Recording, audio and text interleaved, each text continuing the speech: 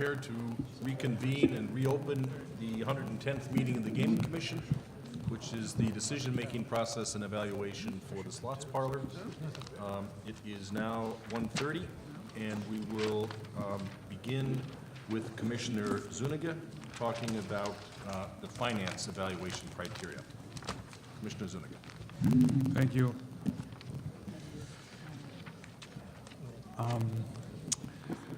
I think Mark Arsenault of the Globe predicted that some of these will be dry and technical, some of the proceedings today.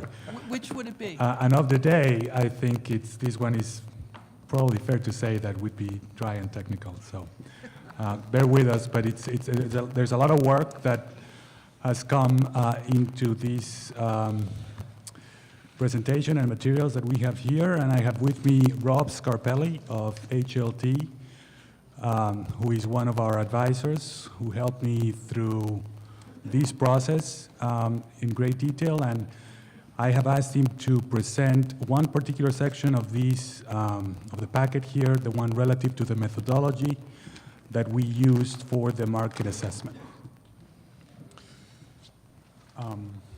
Let's just get right to the presentation. We have a brief introduction of the applicants and who they are. Commissioner McHugh highlighted some points. We have a couple of different things to highlight here. The applicant, we do use the same, I use the same order, the alphabetical order to the presentation. For no other reason than that was a convention. I'm also going to refer then to the applicants by the site, by the city or town that they are in, the proposal is in. So the Cordish group of companies that proposes the Leominster, Massachusetts Live Casino, they currently own and operate a casino in Maryland. This facility is the largest existing facility, and by revenue, by gross gaming revenues, the largest operation in Maryland. By the number of tables, slots, and win, which we also refer to as the gross gaming revenues, this is a much larger, Maryland Live is a much larger facility than the one proposed in Leominster. We've been through these, but I think it bears mentioning. They have a lot of experience in developing and operating retail outlets, but as it pertains to us here, their experience in a high gaming tax jurisdiction, which is true for all applicants, by the way, is key. Also, a competitive marketplace of which in which they have experience is also something that we will touch on in this presentation. So, excuse me, so they owned and operated casinos in Florida and Indiana? They developed a casino in Florida. They operated a casino in Indiana. They no longer do that, but they have past experience in both the development and operation, which is here. And by the way, I do appreciate interruptions. So anytime, if I'll get into these in the sections later, but you will hopefully get the dryness out of my presentation. Thank you for cutting your colleagues some slack.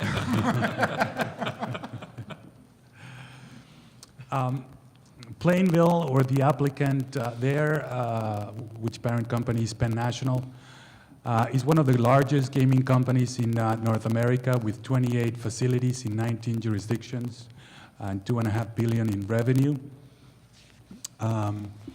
We've heard about, even early this morning from Director Wells, that since our evaluation of the phase one suitability, that company has completed their spun-off into two companies, two publicly traded companies, the real estate trust, investment trust, the REIT, GLPI, and their gaming developer and operation. The applicant proposes to continue to own and operate these under their Penn not GLPI, but the Penn company. So some of the financials that we've looked at pertain to Penn. Similar to the other applicant, they have experience developing and operating in a high gaming tax jurisdiction. Those are some of the numbers. Interestingly, they are often slightly above the 49% tax that we have here in Massachusetts for the Category 2 operator. They have considerable experience in operating casinos containing between 750 and 1,500 slots. That is 10 facilities. They also operate multiple horse tracks.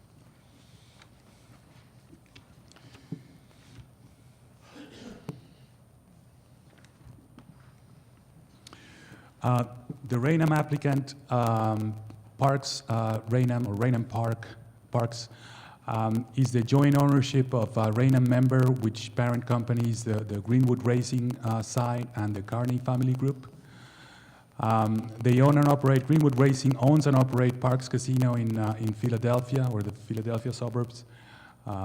They are a large operation, 3,300 slots, table games that have been recently approved in Pennsylvania, and about $450 million in gross gaming revenues.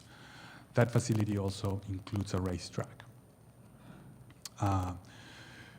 Parks Casino in Pennsylvania is larger than the proposed project, but it also has a high gaming tax rate, which is very important relative to that competitive environment that I'm going to talk about later.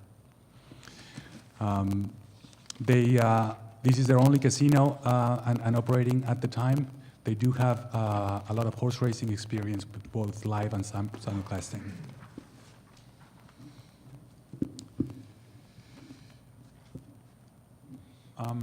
I'm sorry that this is a little chart that's a little busy, but it summarizes some of the numbers that are key to the finance piece. Everybody proposes 1,250 slots, which is the maximum allowed for this category.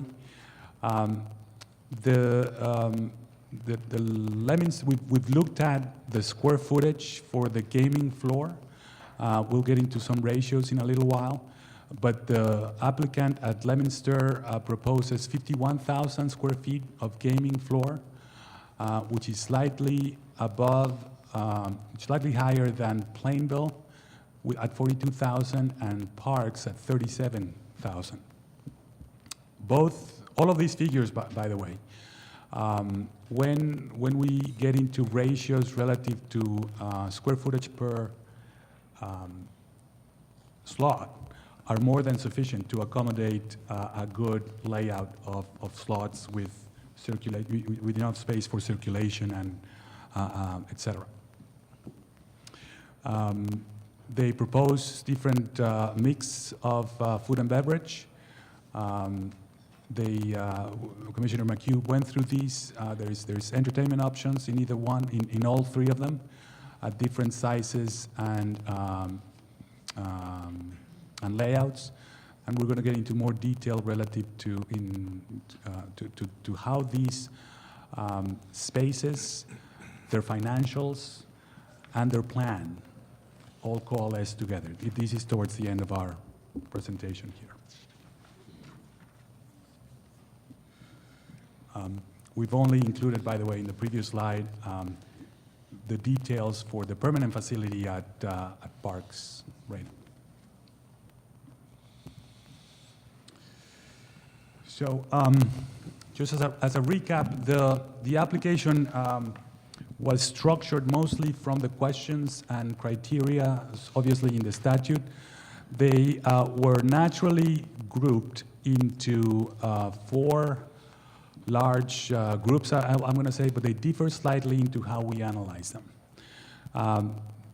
The application contained these 4 major groups: the financial and capital structure, the maximum goal of maximizing revenues to the Commonwealth, realizing the capital investment, and offering the best value and a robust gaming market. The finance section included 38 questions. The questions up there on the screen were not rated. They are included as an appendix. The main reason for that is they were not, they were answered in the negative. We'll see them in a little bit, but they don't pertain to a lot of the evaluation here. We, at the finance group, gleaned a lot of information from the economic development and building and site design sections as well.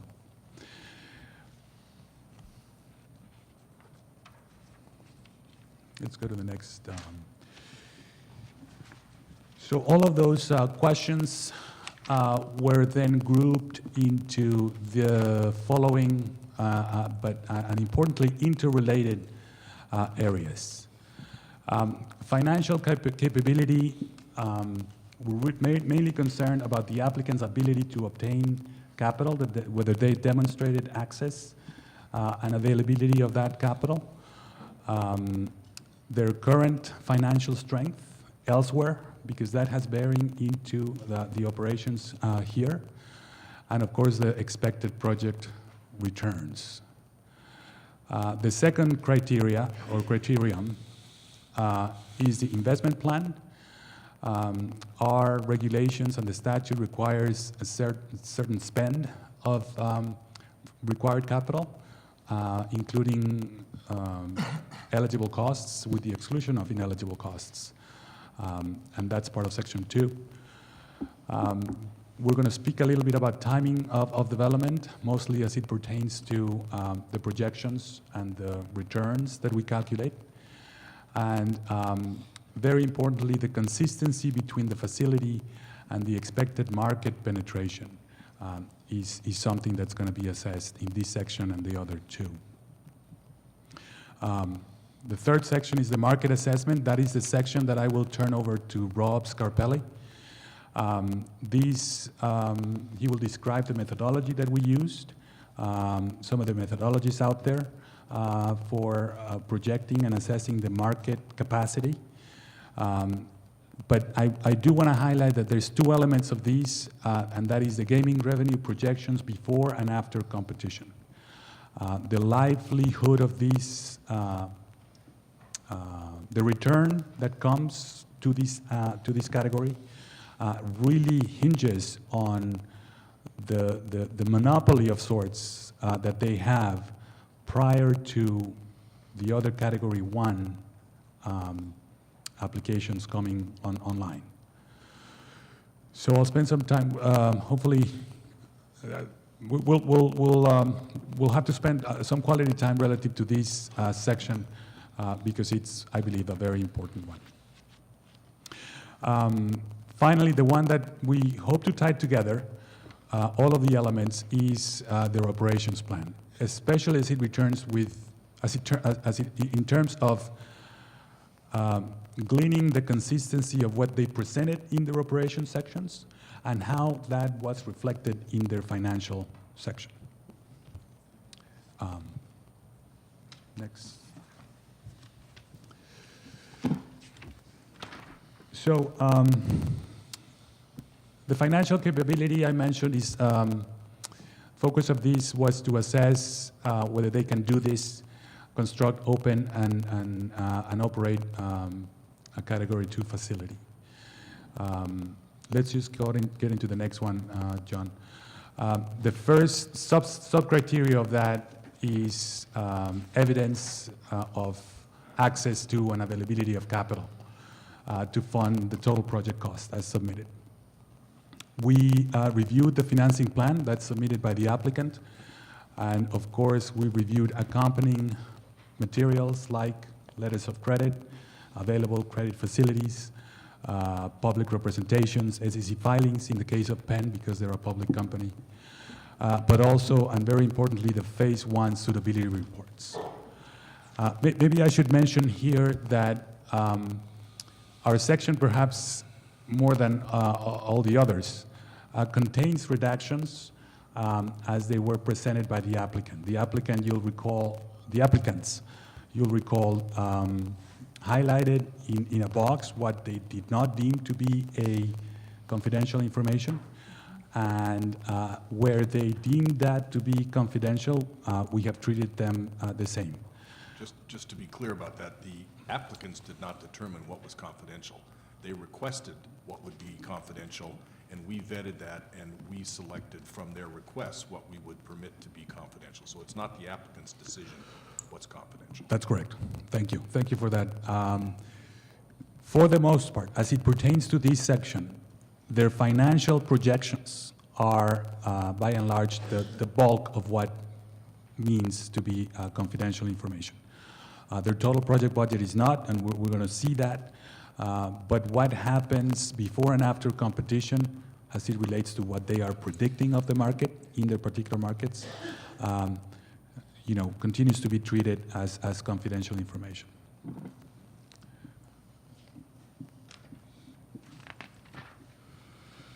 And of course, other items from phase one, like ownership structure or percent ownership, et cetera. So the first applicant, Leominster, has demonstrated a commitment from two banks with with limited or no conditions.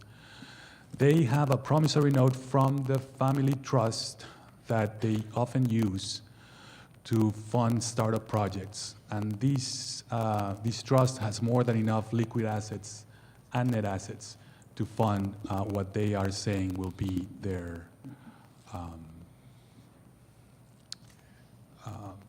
necessary equity.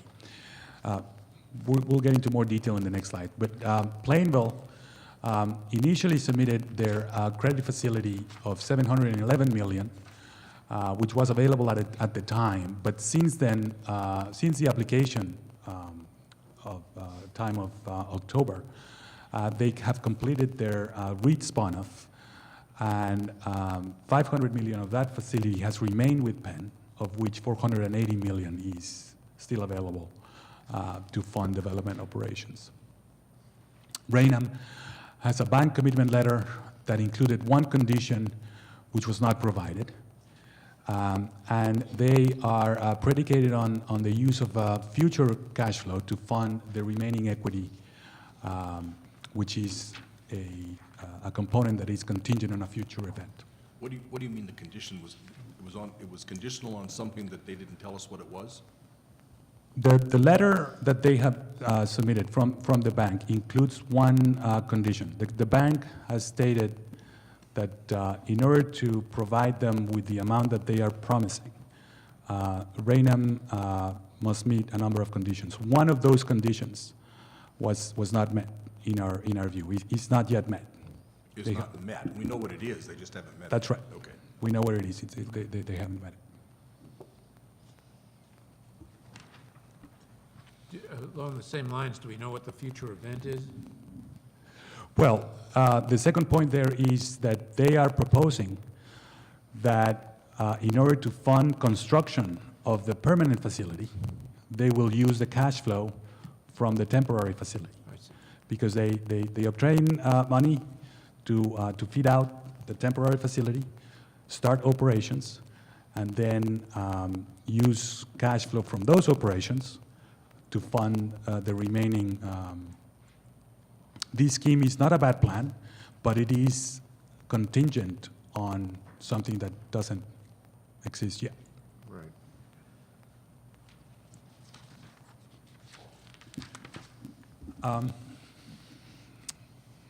This is an important chart for a couple of reasons. What I really want to highlight here is the total project budget.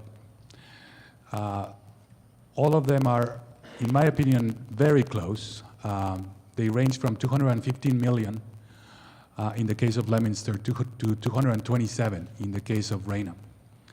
And that, in my opinion, is the best indicator for what the market can bear and for the results of competition. They get there in different ways, but Because they're all restricted to the 1,250 slot machines, I truly believe that they have put the most that they can put forth in terms of capital investment. They use, as I was mentioning prior, a different mix of third-party debt and equity. And the Leominster applicant proposes a mix of 60 and 40%. They made the representation that they would put debt, but they could fund the entire operation out of equity. And part of our verification is that they can.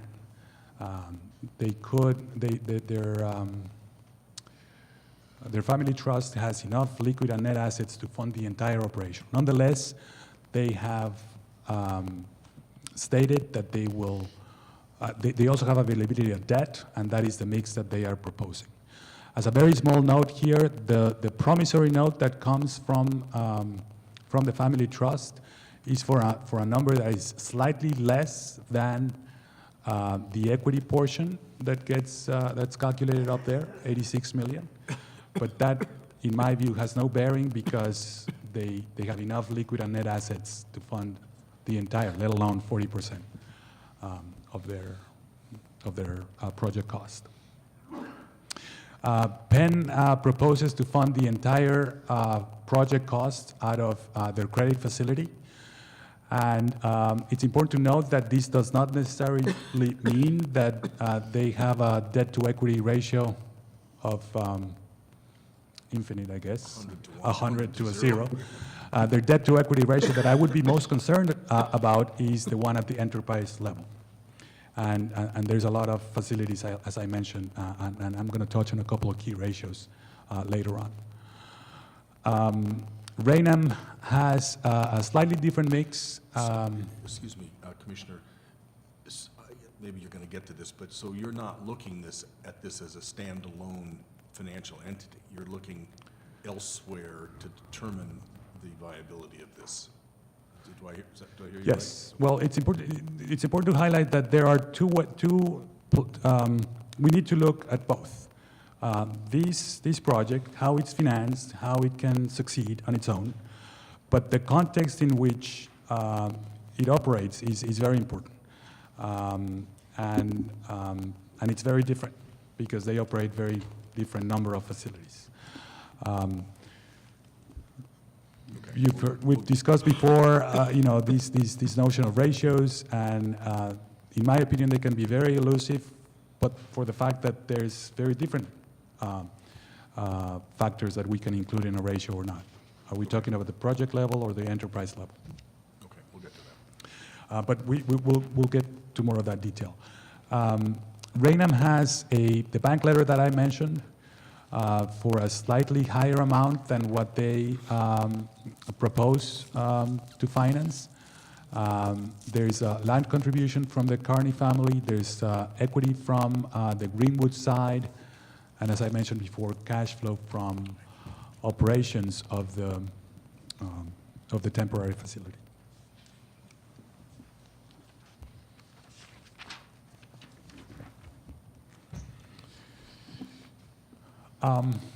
So the first rating for the first sub-criteria is outlined above. Leominster and Plainville both, in my opinion, show an outstanding because they have the cash in its totality available right now. They get to it different ways, but it's available. Raynham did not demonstrate the complete or present availability of financing. As I mentioned, it's not a bad plan necessarily, what they have proposed, but in comparison, they have not demonstrated the present availability.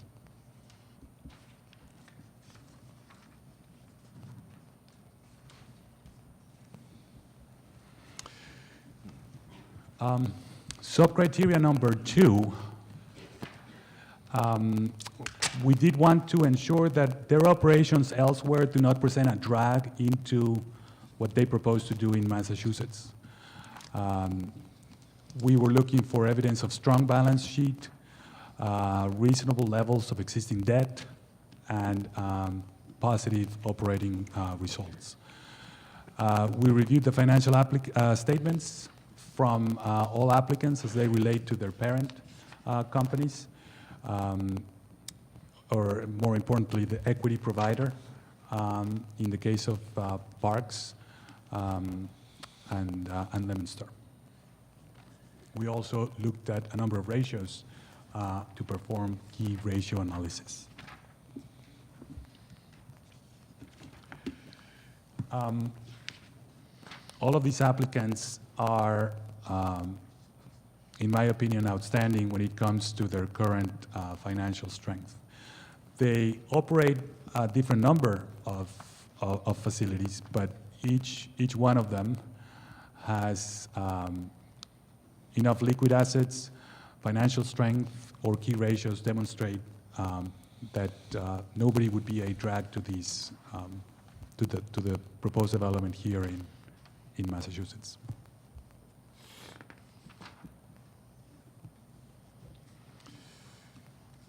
Perhaps here I should give a small overview of the ratios that we looked at, which are also included in the packets.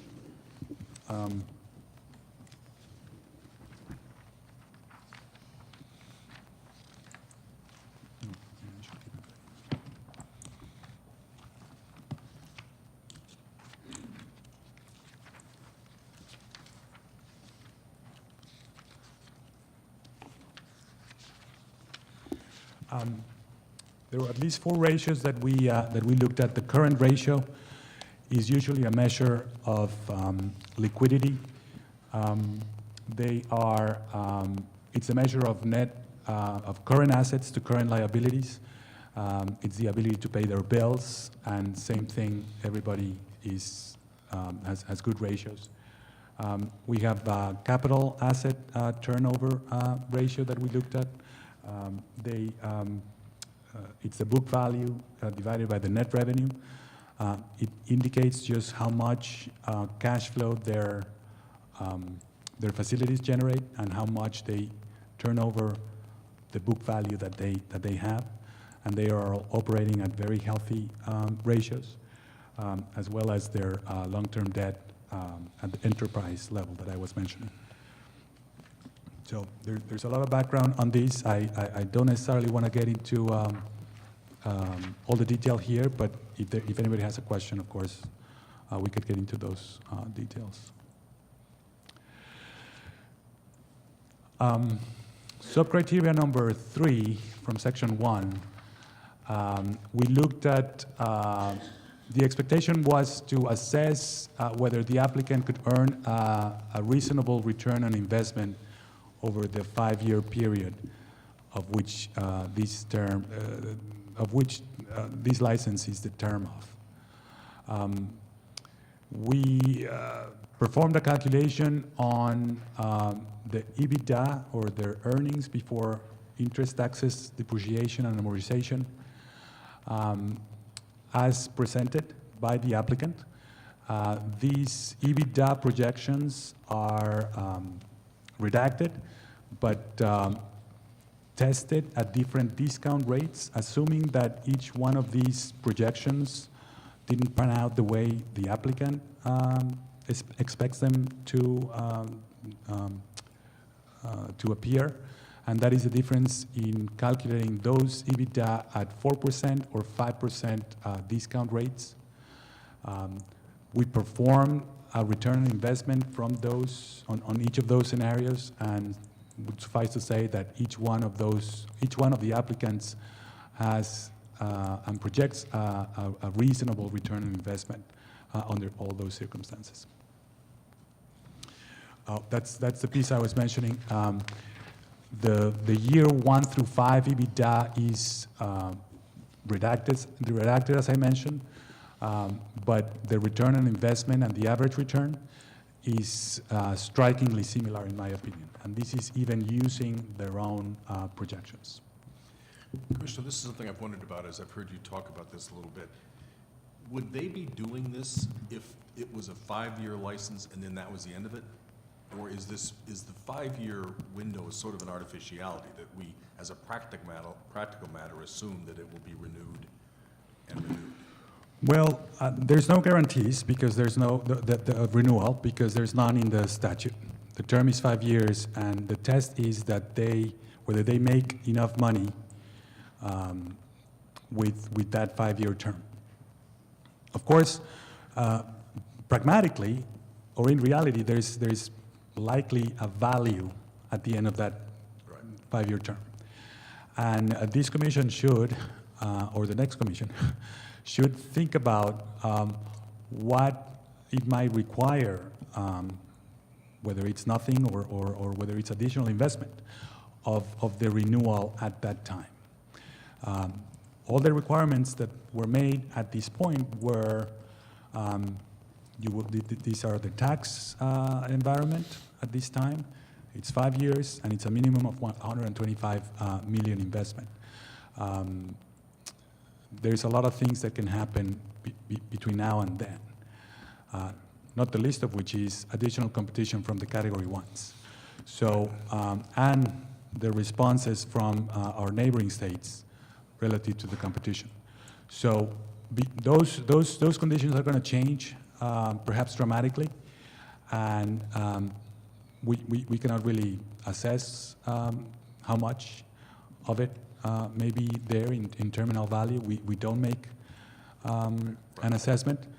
That's for a later time. But it's important to note that at least for these 5 years, they do make money. It's not all rosy. Some casinos, other casinos come online prior to the end of this term, and a lot of things can happen. When you were talking about you think they took the calculations of a reasonable return to come up with the maximum cap X that they would put in, which was 215 to 227 or something like that. Was that based, do you think, on a 5-year assumption? Oh, it must have been, yes. There's no guarantees of any renewals. There's a guarantee that you only have 5 years.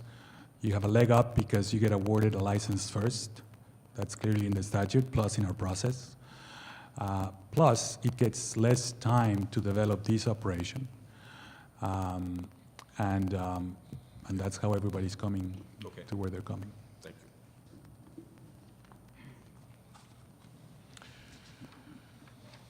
So perhaps not surprisingly, everybody scores outstanding when it comes to the expected returns. They can all produce a commercially reasonable return on investment based on the numbers that the term and the constraints that they operate under, the maximum amount of slots, as well as the 125 minimum capital investment.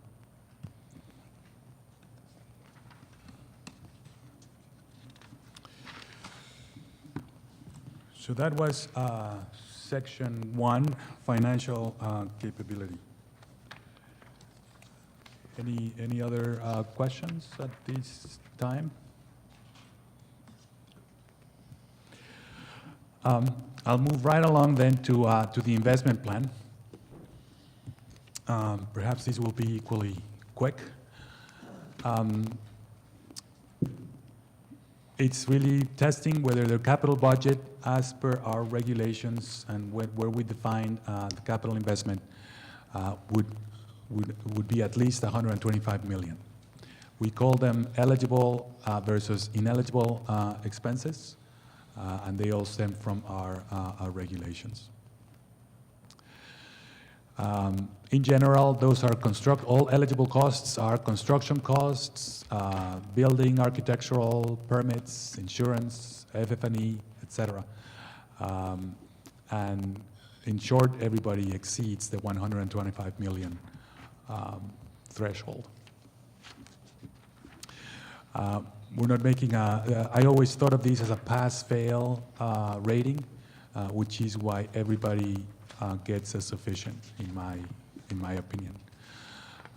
You may remember that we talked about whether temporary structures would count towards capital cost, and the decision was that they would, and that is clearly why everybody is in the, above that threshold.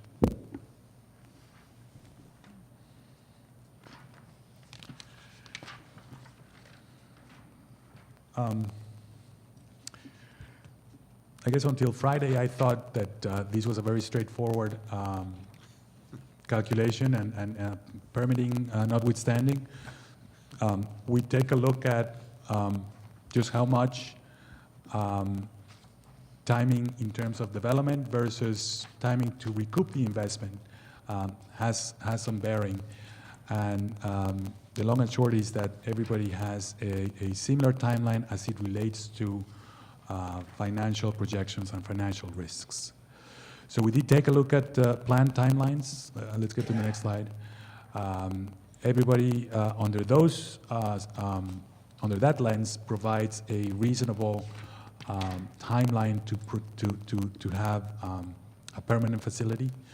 In the case of Raynham, they provide the fastest revenue generation, but it's potentially the most aggressive relative to their temporary facility, as our read is perhaps just like others, that all site improvements would have to be made even for a temporary facility. And did I understand from Commissioner McHugh's talk this morning that the timeline issue is somewhat in flux, that we can't really draw too many conclusions about timelines at this point because there's a set of variables which we only know one letter's worth about on Friday for all three applicants? Right. And to be fair, it's outside of the applicant's control. Yeah. Right. They They all have a good plan, especially as it relates to how much time they proposed it could take to develop this property, finance it, and then recoup its investment. And under those very broad guidelines, if you will, everybody does that, in my opinion, and they do it very well. However, Right. the reality is everybody will have to get through the actual permitting with some of a wild card that they cannot control. Right. A lot of the, and originally in the applications, there was a lot of competitive positioning relative to startup, launch time, time to market revenue that would be generated, time to operations revenue that could be generated during a competitive window versus others, Category 2 bidders. And I'm understanding now that we really can't use that as a criteria since there are these variables which will be beyond the control of the applicant. Okay. Correct.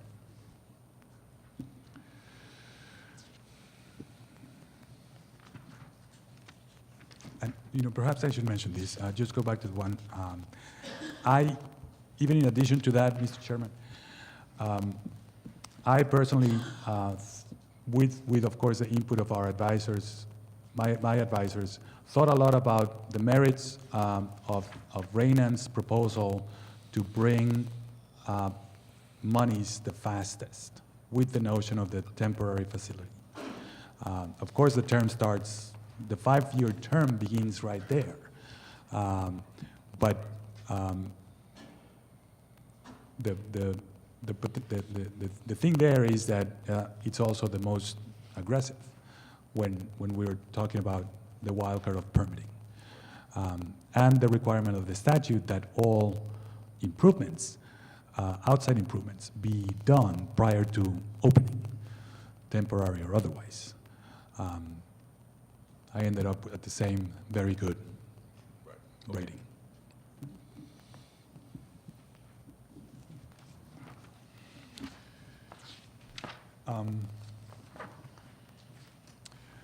The consistency with financials, we're looking at how some of the numbers that they provided gel with their operating and financial plans. There's a section that's specific to those things. Here's a summary.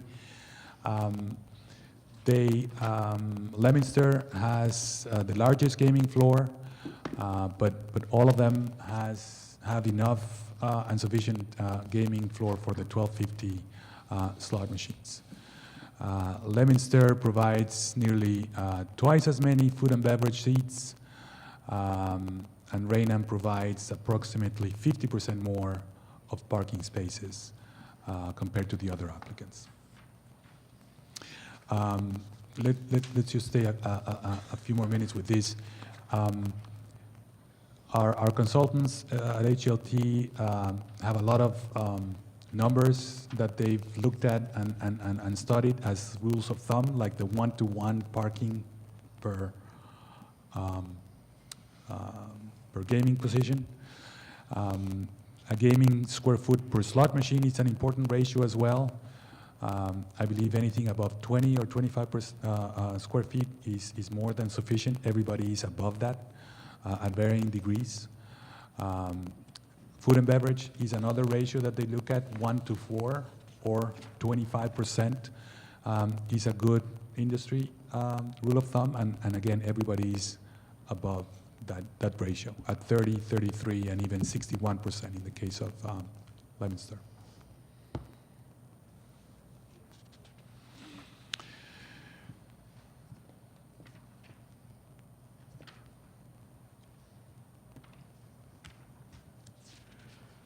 No.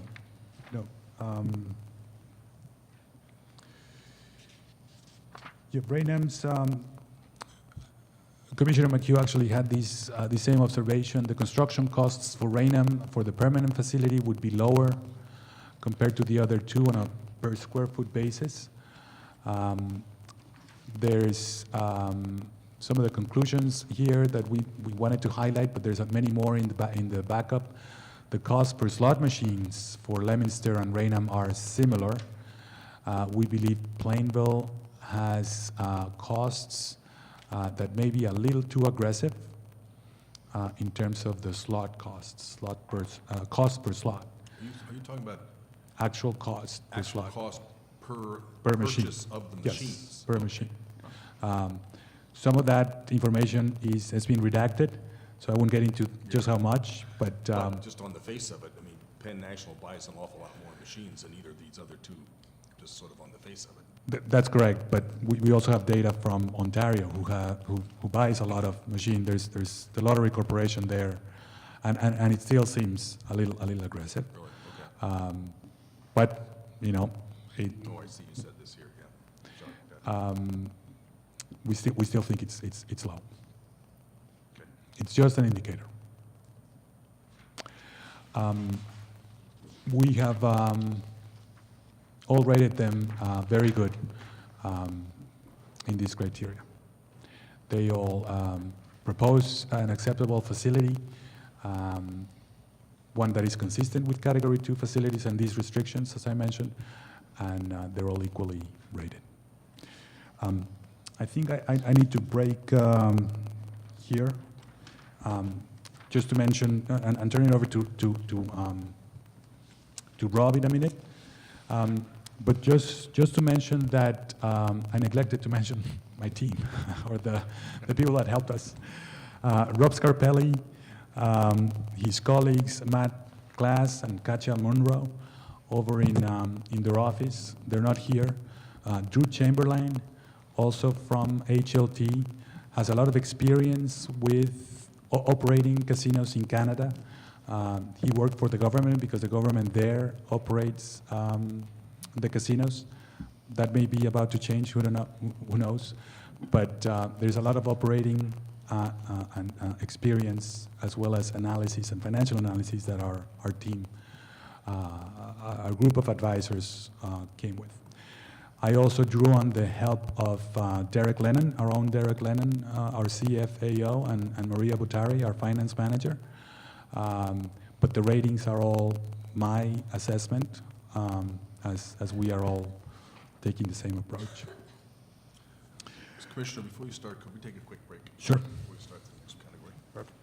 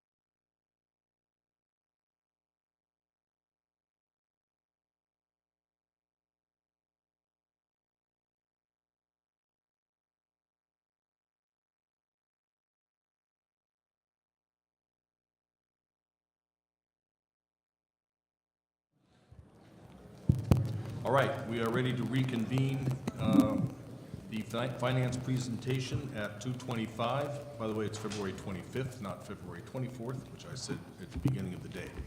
Commissioner Zuniga. Thank you. This section, at this point, we're breaking into the presentation that I had in the packet. I'll turn it over to Rob Scarpelli in just about a minute. This describes the methodology that HLT used to assess the capacity and therefore profitability of each of the applicants based on the market within certain drive times. So that was the dry. We're now going to get into the technical piece of the presentation. Thank goodness. About time. I'll turn it over to Rob. Thank you, Commissioner. I want to briefly explain the market assessment model that was developed in order to look at all of the applicants and their projections. Essentially, also, we needed to develop a model that also allowed us, under the future Category 1s, to review their submissions also. So all that work was done under the Category 2s being the first one being evaluated. Simply, the key elements in the model are really three components. The first component is really, it's the extent of the market area. What are we dealing with? How far away are we dealing with?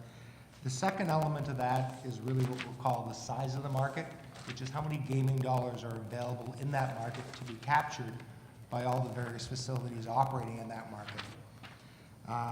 Thirdly, it's really market shares in terms of what's the share at each facility is reasonably or can be reasonably expected to generate pre-competition, in-state competition, and post-competition. So let me just walk you through some of the highlights of that. Essentially, when looking at market area extent, we look at size and scope of casino facilities, including number of devices, non-gaming amenities, operating characteristics, and tax rates. Generally speaking, a facility with a few slot machines has a market area extent quite smaller than somebody with thousands of slot machines and table games and other things. So the extent that a facility can generate constant visitation from varies based on size. It also varies based on tax rates, which is an important component.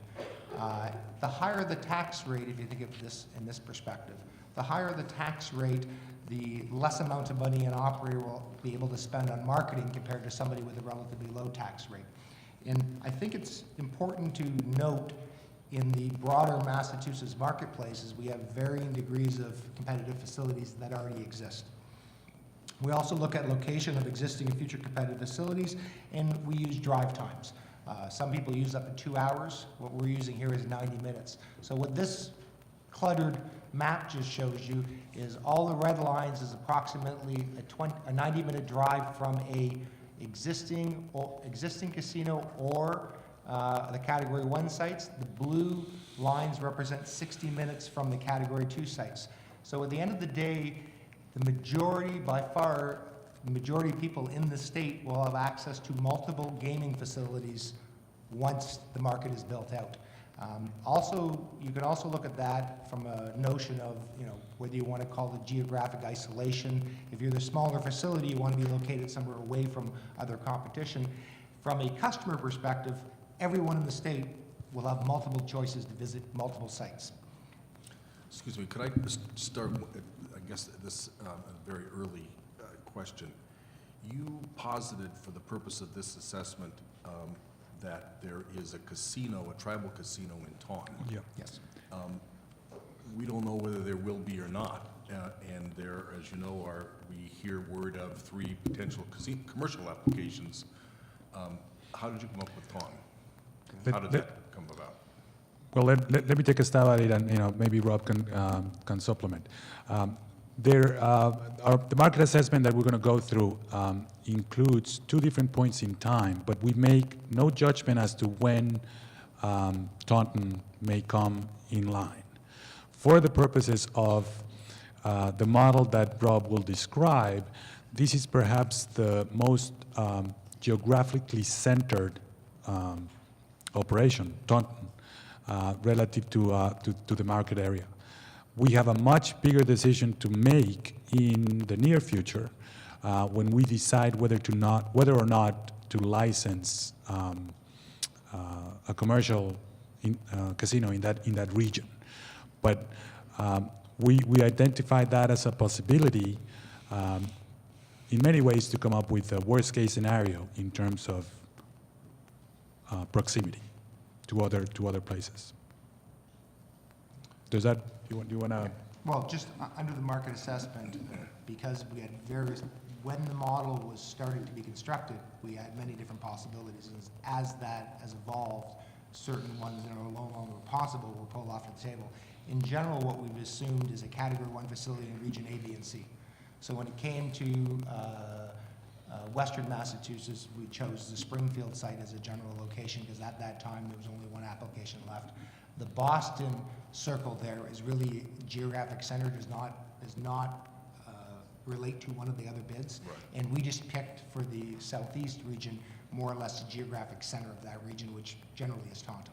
So that's what we assumed. But just to pursue this slightly, if, of the 4 sites we've heard of, and none of us knows whether any of them will come to fruition, none of us knows what will happen in southeastern Mass, but of the 4 we've heard of, 2 are quite close to Raynham and Plainville for that matter. Correct. 2 are coastal, Fall River and New Bedford. Would your bottom line assessment of pre and post performance, well, not pre, post performance, change materially had you used one of the coastal facilities as opposed to one that's much closer to Raynham and Yes, generally it would. If you move that southeast facility closer to the water, whatever, it would likely generate less money than where it is located right there. Reason being is you're farther away from the population base. which would presumably have a less negative impact on particularly Raynham, but also Plainville, presumably. Right. I would, well, That's what I wasn't talking Yeah. about the projections for the casino. I was talking about the impact of the location of the Southeastern Mass Casino on your revenue projections for the slots parlors. Right. I'll answer that in a bit broader sense too. If that Region Casino went that further down, all the existing competitive facilities and all the other Category 1 facilities and whatever Category 2 is chosen would like it better because it's moved farther away from the population. So everyone else left would likely perform better because of that. So in a way, this is a worst-case scenario. But I guess what I'm getting at is whether it's more worst case for the 2 closer applicants, Plainham and Raynham, than it would be, for example, for Leominster. You know, is this analysis because you happen to pick one centrally located, which may or may not be where it's located, whereas the other locations are certain, is that in any way prejudicial, bottom line, to your projections about post-comp performance, particularly for Plainville and Raynham? It would appear so just by looking at the geography, but the market assessment, which we're going to answer now or soon, depends on other factors like population around that site, and very importantly for us, the out-of-state number of adults that could come to the facility as well. So we're going to get into those financials, soon, but. It's not just a geographic exercise. It relates to just how many people are nearby. But we'll get into that. Yeah. So what we've defined as the Massachusetts market area is the entire state of Massachusetts, including the states of Rhode Island, Connecticut, and the southern portion of New Hampshire. And what we're saying is the Massachusetts facilities, the Category 2 facility that's chosen, and the Category 1 facilities that are chosen later will draw the majority of their visitation and gaming revenues, generate gaming revenues from that defined area right there.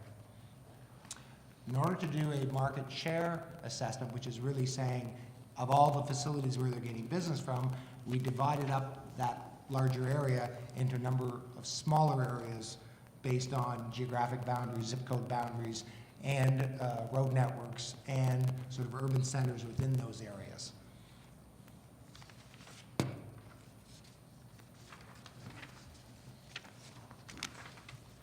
Size of market. In order to determine the size of market available, what we looked at is we looked at past reports done by the state of Massachusetts. There was an earlier report done by Innovation Group for one body of government in the state, and then there was the Spectrum, 2 reports by Spectrum, which looked at the market for Category 1 facilities only.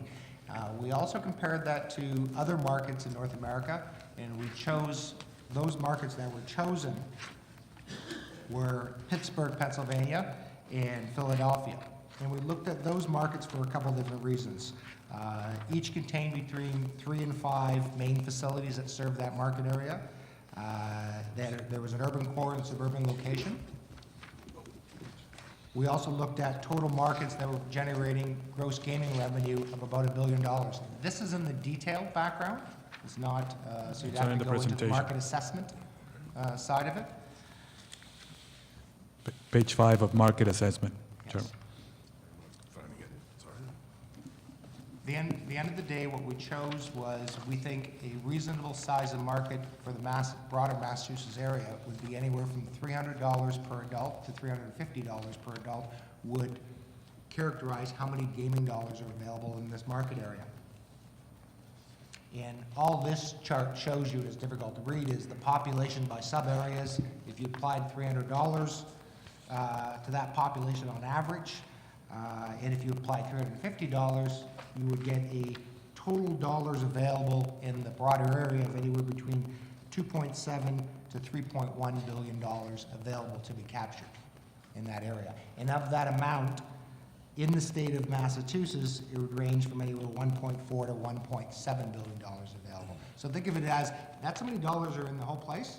Now it's all the different facilities are going to fight for a share of those dollars.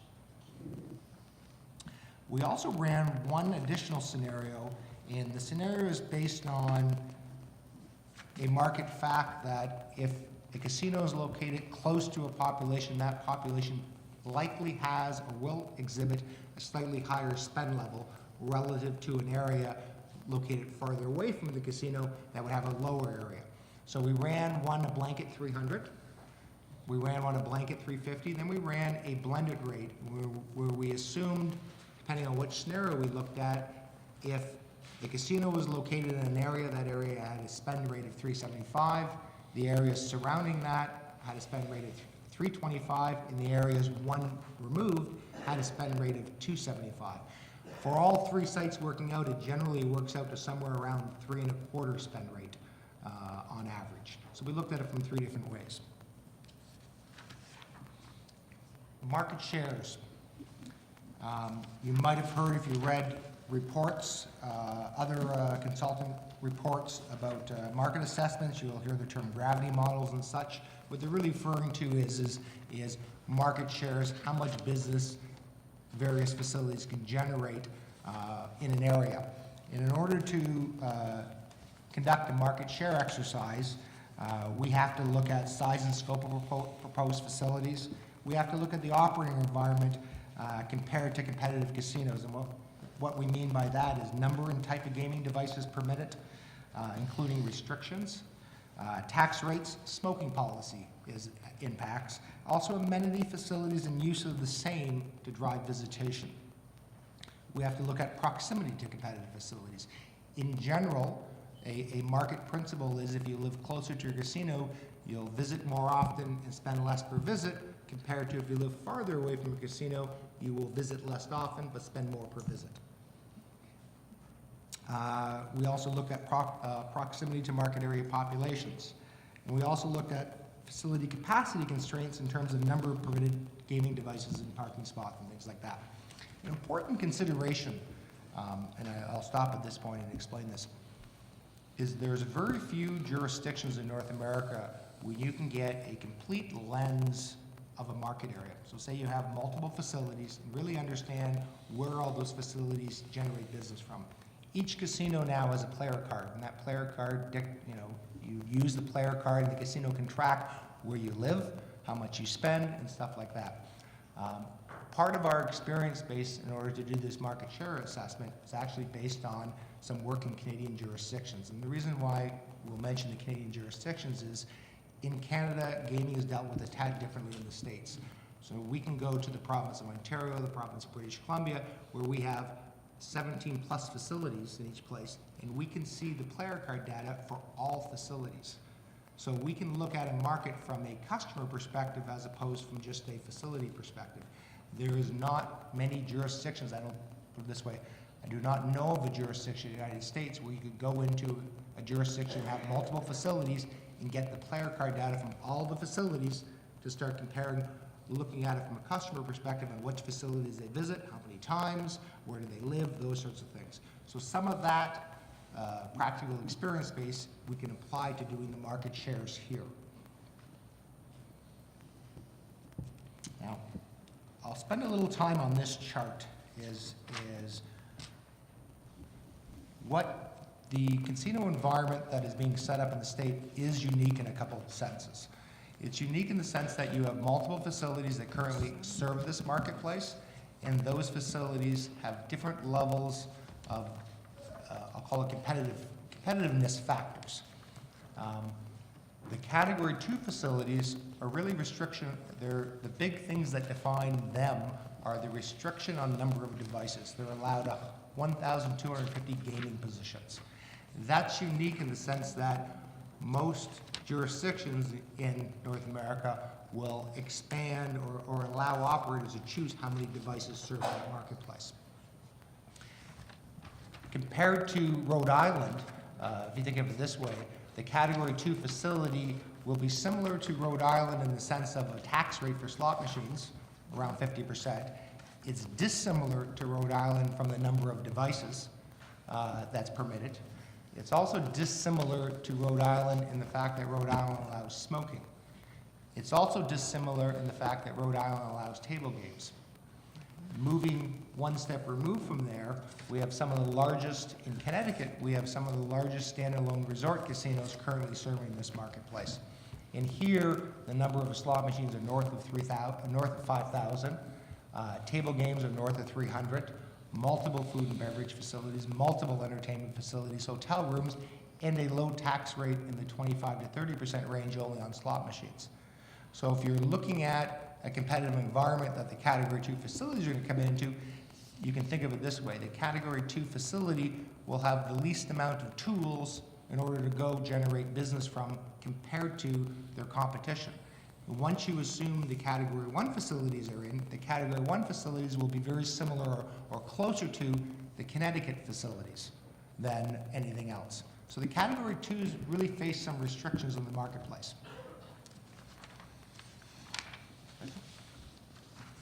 One of the first steps in doing a market share exercise, and this is under no competition scenario, is we looked at the location of the sites relative to existing competition, that being Rhode Island and Connecticut. So these are just illustration maps. Essentially what it shows is an approximation of a 30-minute drive time from the existing sites there. So Leominster, within 30 minutes, no other competitive facilities are located there. Next slide, please. When you look at Plainville, within 30 minutes, they overlap with Twin Rivers in Rhode Island.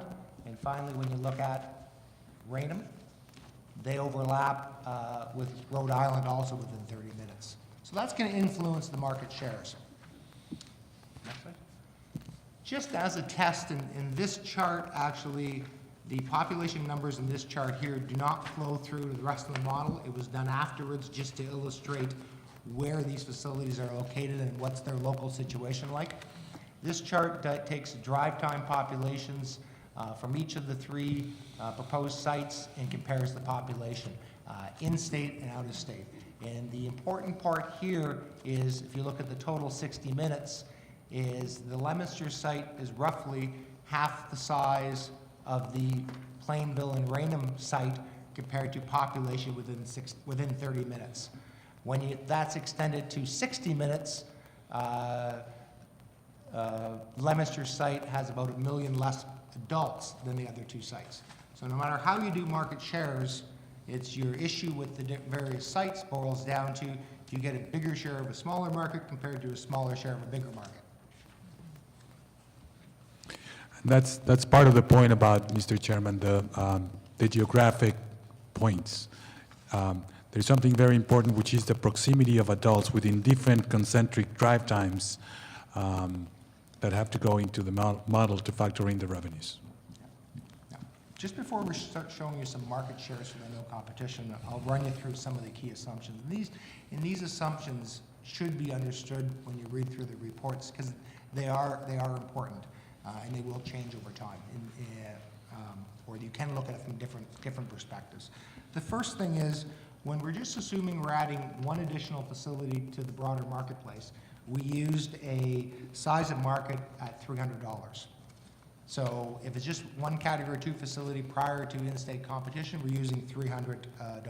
That $300 is not just for slot machines, that's slots and tables. So automatically, a Category 2 facility is not going to capture 100% of the $300 because that assumes some of those dollars are available for table gaming. That's the first thing.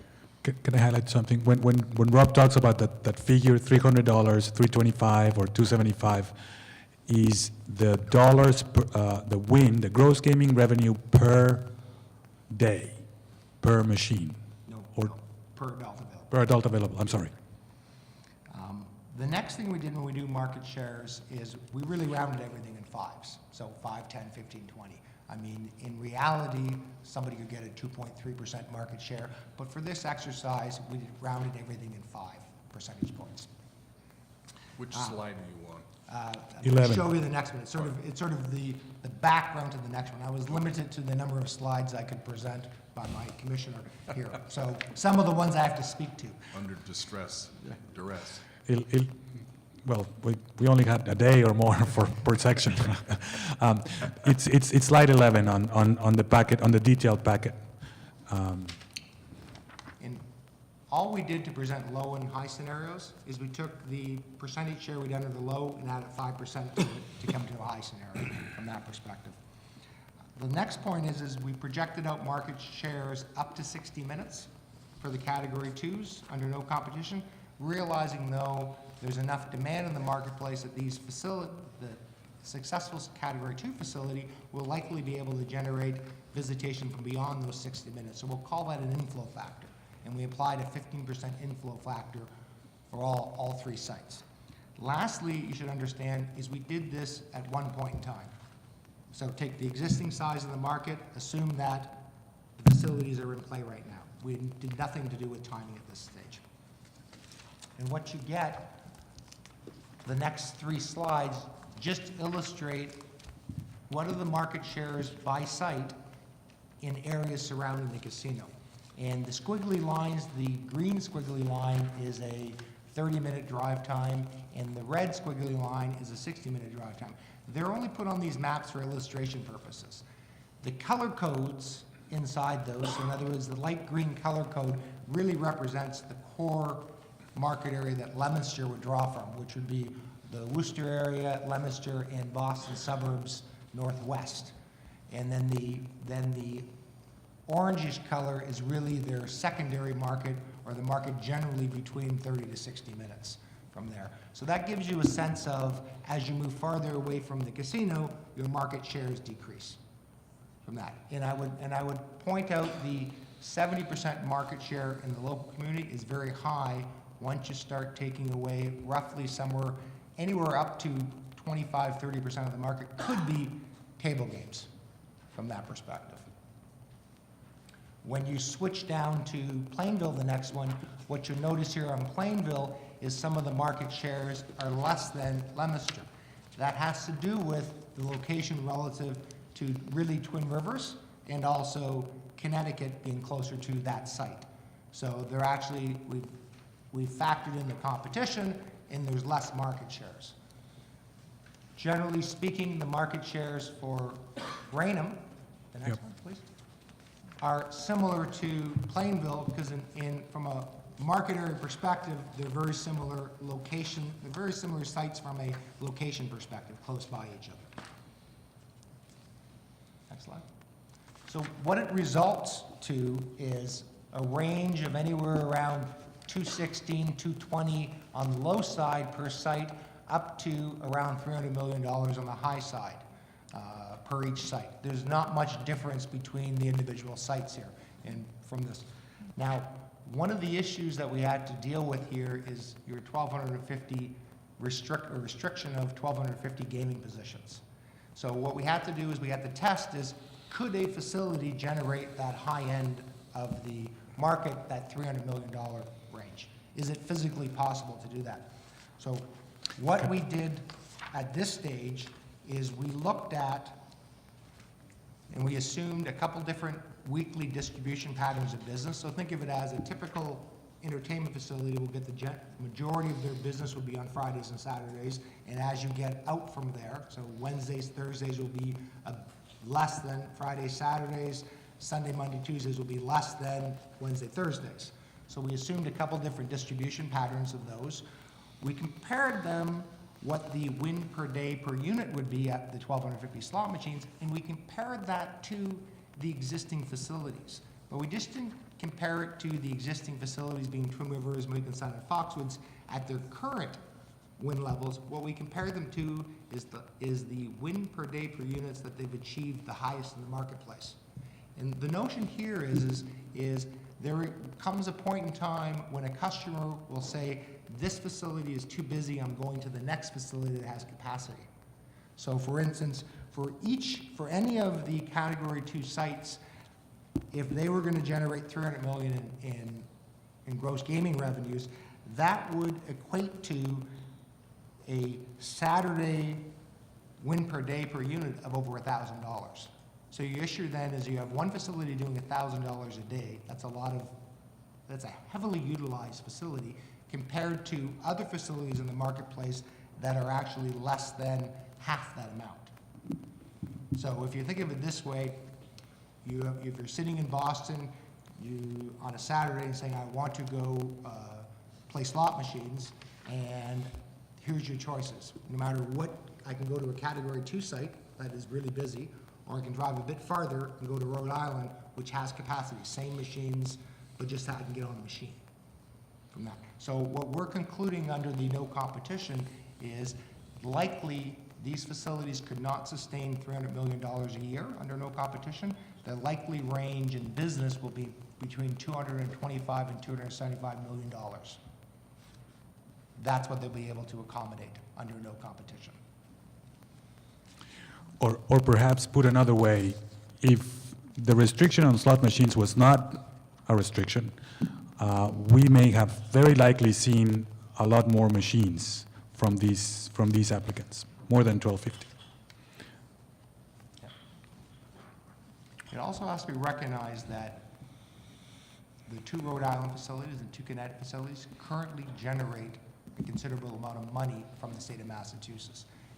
We estimate, based on some secondary research that we've been able to find, I think it was by UMass University, did some public surveys, about 50% of Rhode Island's business, so that's about 250 million, generates from people living in Massachusetts, and about 30% of the Connecticut business generates from Massachusetts. So essentially, we're not in a virgin gaming market. There's essentially $750 million, roughly, in this market that is being spent at facilities outside. So people already have travel patterns down pat. They're already used to going to out-of-state facilities. So we're adding, under a Category 2, we're adding a facility to that marketplace so that Category 2 facility will have an advantage of proximity, but it'll have constraints in order to change people's existing visitation patterns and travel patterns.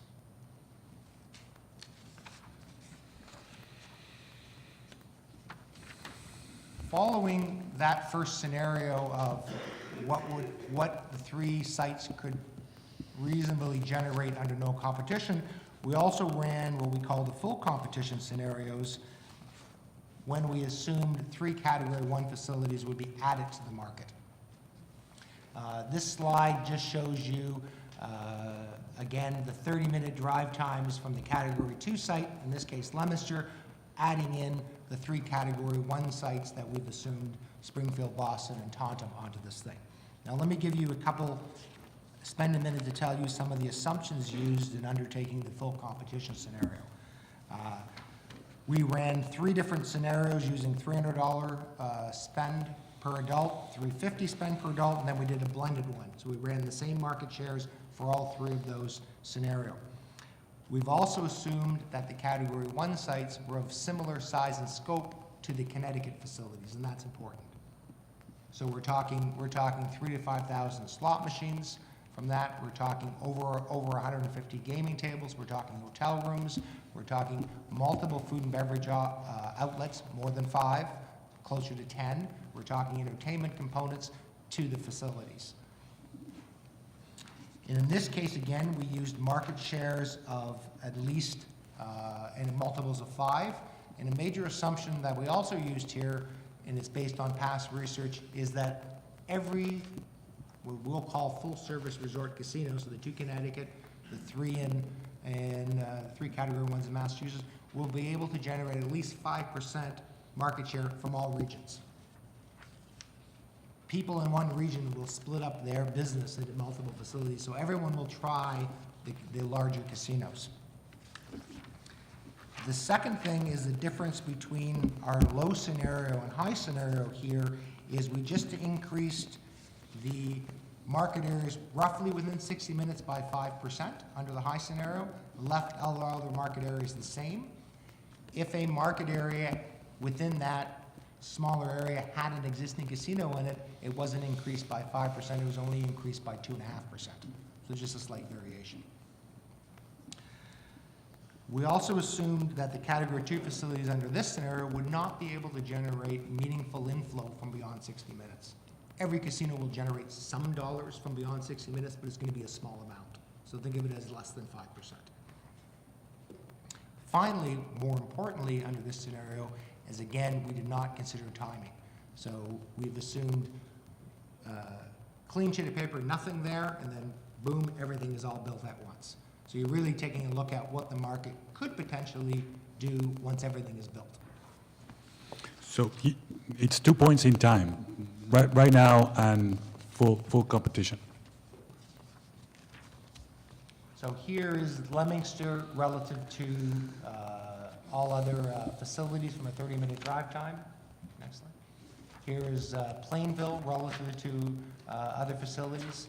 In the Plainville case, they overlap within their 30-minute drive time. They overlap with Rhode Island Twin Rivers. They overlap with Taunton, and they also overlap with the Boston Casino. So a highly competitive local area. Next slide.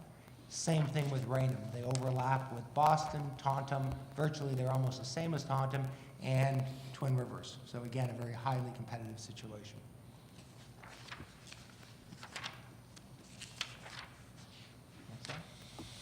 Here's the market shares for Leominster. If you compare these market shares and specifically the areas that they generate business, we're projecting they could generate business from compared to no competition. 2 areas were dropped once you have more competition. Under no competition, we're assuming that Leominster could generate some business from central Boston, the urban core. Under full competition, they won't be able to generate anything from there. Same thing, we figured they could generate a small amount, 5%, from Plainville without competition, but once you have competition, they wouldn't be able to generate that because of Taunton is down there. In terms of Plainville, there's the distribution of market shares, a lot lower because of more competitive facilities located in that part of the market area. Again, also, under no competition, we assume they could generate some market share from Boston suburbs north, and under full competition, that will be lost. And here's Raynham market shares. The 2 areas that we've estimated that they would not be able to generate business from after we added in all the competition would be Boston suburbs north, similar to Plainville, but also Rhode Island. And the notion here is if you live in Rhode Island and you travel to Raynham after full competition, is you're just going to go another 5 minutes to Taunton at that point in time, if you're going to travel that far. Because Taunton is going to be a bigger facility in terms of size and scope compared to the Raynham facility. What we're presenting here is the results of the market share exercise, and we're using the blended win per adult on this one. So how you read this chart is the top portion of the table is if Leominster was the Category 2 site, under the low scenario, they could generate gaming revenue of about $133 million. Boston would generate about $740 million, Springfield about $4.25, and Taunton just below $400 million. If Plainville was the chosen Category 2 site, they could generate about $128 million, Boston $750, Springfield $450, and Taunton about $370. With Raynham could do about $128 million, Boston $742, Springfield $450, and Taunton $360. So there's a couple things you could read into this chart. The first thing that we draw the conclusion is there's really not a difference in the Category 2 sites. So each Category 2 site should be able to generate a similar amount of revenue if they're chosen. Where there is a slight difference is on the 3 Category 1 sites. Generally speaking, if for Boston and Springfield Category 1s, they would prefer the Category 2 site being closer to Taunton. That would leave more market for them that would be less competitiveness. So Boston would be able to penetrate all of north of the state into New Hampshire and also northwest towards Leominster without competition. Same thing for Springfield. They would be able to generate or capture a larger share of the Worcester market, the second largest urban area, if there wasn't Leominster there, if the Category 2s were down south. If I'm Taunton, I prefer the Category 2 site closer to Leominster because it would be less competition close by me. So there's our estimates on not only the Category 2s, but also the Category 1 site. But in general, the total state, they all produce under the low-end scenario the same amount of gross gaming revenue upon which taxes are calculated. Can I just overemphasize that? Because I think it's a very important matter that goes right to the initial question.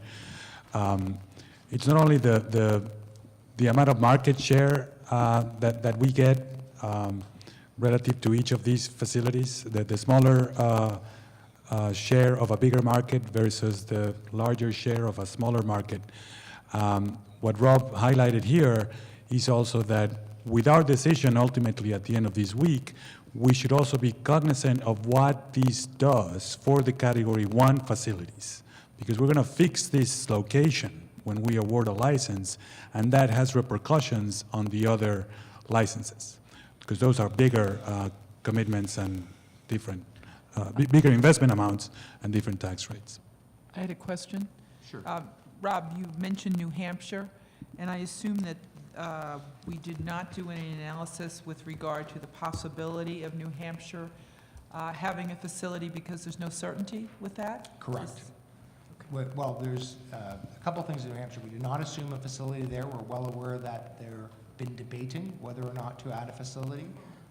So something could go on there. We also assumed, and I should have pointed out too, our assessment of the market is we do not believe that the existing facilities in the broader marketplace or the 3 potential Category 1s and the potential in the Category 2 facility would be able to fully penetrate the New Hampshire marketplace. So if you notice on the detail in the appendices, you'll have some uncaptured market share up in New Hampshire. We also did not assume New York facilities, because on the western edge, the border with Massachusetts, there will be, in the near future, 1 or 2 gaming facilities located on that side of the market. This slide here on 23 just shows you the high-end scenario for market shares. So if you think of it this way, is what we're projecting under a full competition scenario is the Category 2 site, no matter which one is chosen, the likely range of business that it could generate is somewhere between $125 and $150 million in the marketplace. And again, the total amount of dollars being generated and whether that's from in-state or from neighboring states is roughly the same under each scenario. Last slide. Finally, we took our market estimates and we applied the tax rates to it. 25% for the Category 1 facilities. For the Taunton facility, we're assuming that's the Indian casino, and it would be 17% under Plainville or Leominster. It would reduce to 15% under Raynham because it'd be in the same area, and the 49% for the Category 2s. And again, under this scenario, under this, our assessment, is each Category 2 gaming site is going to, in conjunction with the Category 1 sites, are going to generate, at the end of the day, a very similar amount of tax dollars to the state.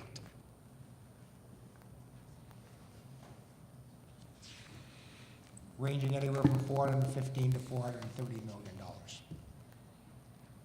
Now, one concluding comment that I'll make here is, in order to do the market share exercise, we had to assume that everyone would operate as what we believe they should operate in the long run. At the end of the day, though, we have existing competitive facilities in Rhode Island and Connecticut that rely on this marketplace, Massachusetts marketplace, for a large chunk of their business. That is difficult to predict how they will respond to the addition of competition. If you think of it from this perspective, they've got a lot of money invested in their facilities. They have a lot at stake in terms of how many facilities and where they're located in the state. So how they will respond marketing-wise is going to have an impact on the performance of the Category 2 and the Category 1 facilities.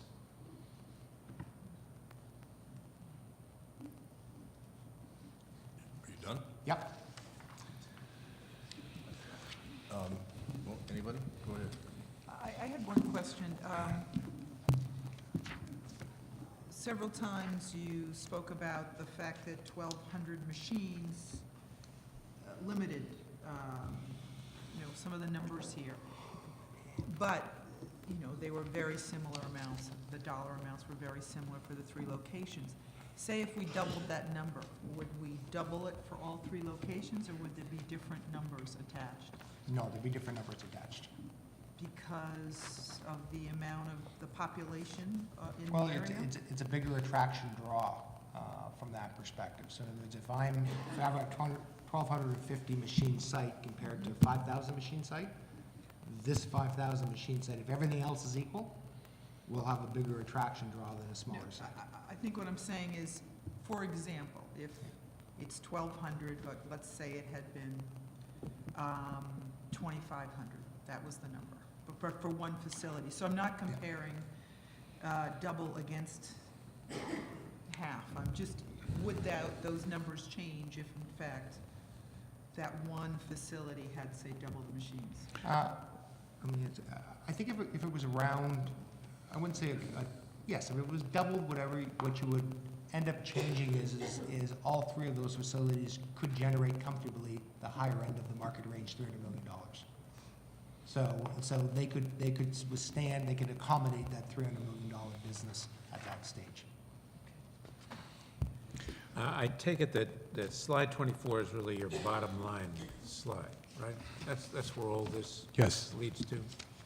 Yes. And I take it that all of the analysis that you've done that leads to slide number 24 focuses on two primary variables, the number of people within the 30-minute or 60-minute range and the dollars that those people possess.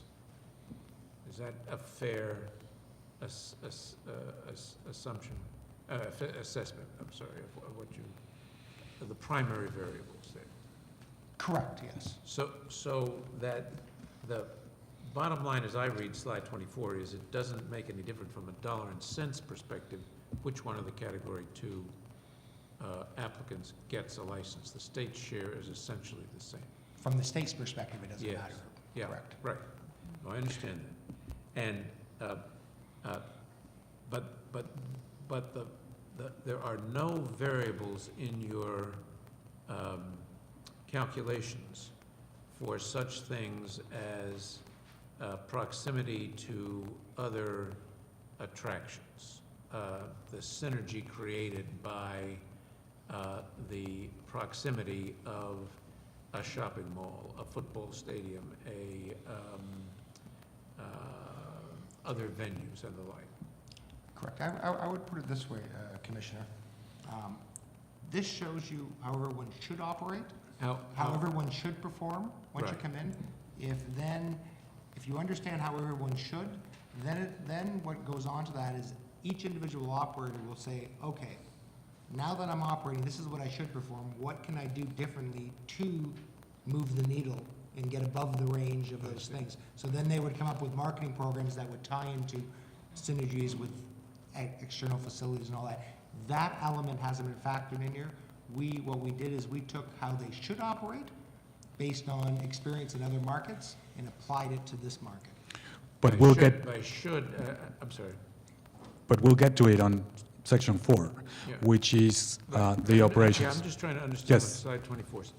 But by what, how the operator should operate, you really mean in a kind of plain vanilla way. This is the available resources that are there if you simply open the door and do nothing else. In a simplistic way, yes. I would say it's common elements that common elements having a proper marketing plan, having a proper operation, but it's right, more or less okay. based on benchmarks in the broader market. Okay, so this is this, so it's this sort of, the sort of baseline competent operator should be able to do this Correct, in that location. correct. Okay, thank you. Other questions? Commissioner? The issue that I've been wrestling with, and it's in, from a very, very high level, non-specific, non-detailed perspective, it's in my report that we'll hear tomorrow, which is that from just an intuitive standpoint, if you look at these charts, the Leominster 30-minute doesn't even touch any other 30-minute. Both Raynham and Plainville touch a number of 30-minute scenario ranges. Even when you get to the 60-minute, the Leominster is pretty far away, although it barely touches some of the competition. The outside edge of the 60-minute hits comes into the Boston Casino or into the Springfield. And when I was looking at this from the standpoint of my group, it just seemed to me intuitively that as you showed these charts, the competitive marketplace in the northern Rhode Island, central southeastern Mass, whatever you call that area, is just incredibly intense. But the numbers don't seem, do you want to get something? I just wanted to get a slide come up because I know what to, go to page 3. Sorry, Chairman. But your numbers don't show that distinction. Pre-competition, the numbers, the revenue generated, I used the 300 number rather than the blended, but they show pretty much the same thing. The numbers show gross gaming revenue, pre-competition, pretty much the same. Leominster a little bit higher. But post-competition, after you drop in a second casino within the 30-minute driving range of both Raynham and Plainville, the numbers still stay pretty much the same. And I just can't get my head around it. That just doesn't make sense to me. If you've got a slots parlor with 2 full-blown casinos within the 30-minute drive region, that they wouldn't be dramatically more affected than the casino that has no than the slots parlor that has no overlap with a 30-mile. Intuitively, it doesn't make sense. Right, so maybe you can speak to that, and, Yeah. well, go ahead. When we ran through the numbers, we had the same, almost like prior to doing the numbers, that would seem like an obvious conclusion. I think this chart is the first element of that, is, This is called baffle them with Yeah. BS, I think, but, right? well, actually, it's not, actually not, it's, I'm kidding. what it demonstrates is that, remember, it's not the 30 minutes from other facilities, it's anybody in that area, Massachusetts, Rhode Island, Connecticut, they're within 90 minutes of multiple sites. So even if it's up in the Leominster area, you're in Leominster within 90 minutes, You get down into Springfield, you get down into Twin Rivers, you get down into Boston at full competition. So once you have all the facilities in that marketplace, everyone's gonna have multiple choices of facilities to go to from there. There will be facilities that are closer to you that might get more of your visitation, but if you like to game, you will hit multiple facilities from that perspective. That's number one. The second thing is if you flip to, going on about 4 or 5 sheets. Keep going. Keep going. 2 more, or 3 more. Sorry, back one, page 11.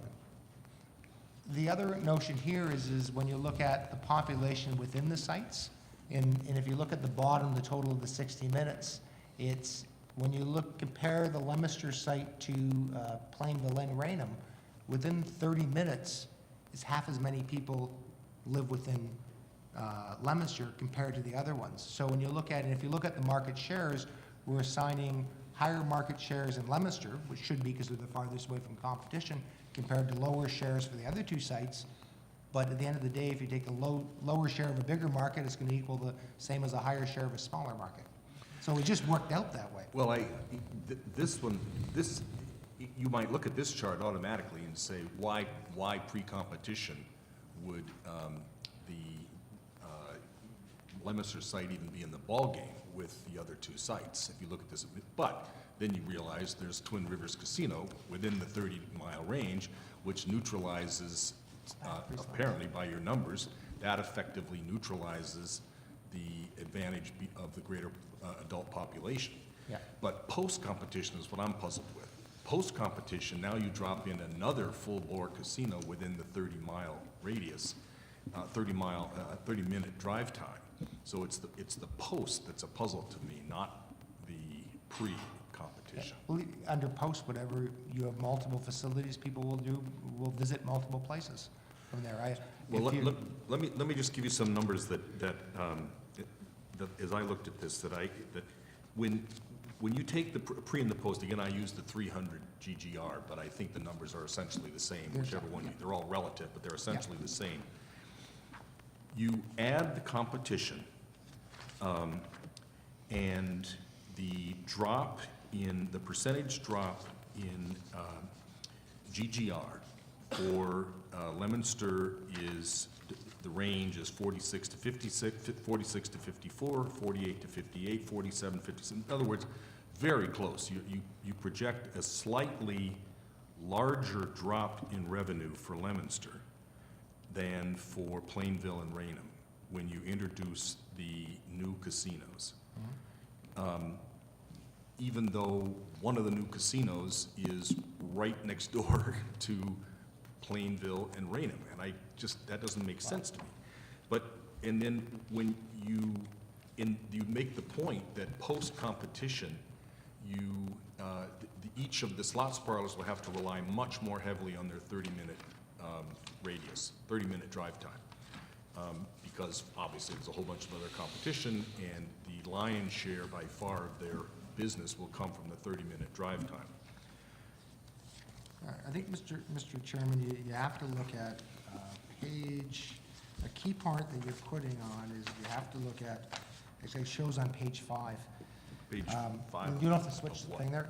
Populate, in terms of how many dollars are available. When you look at the Leominster site, sorry, can you please flip back to page forward? There.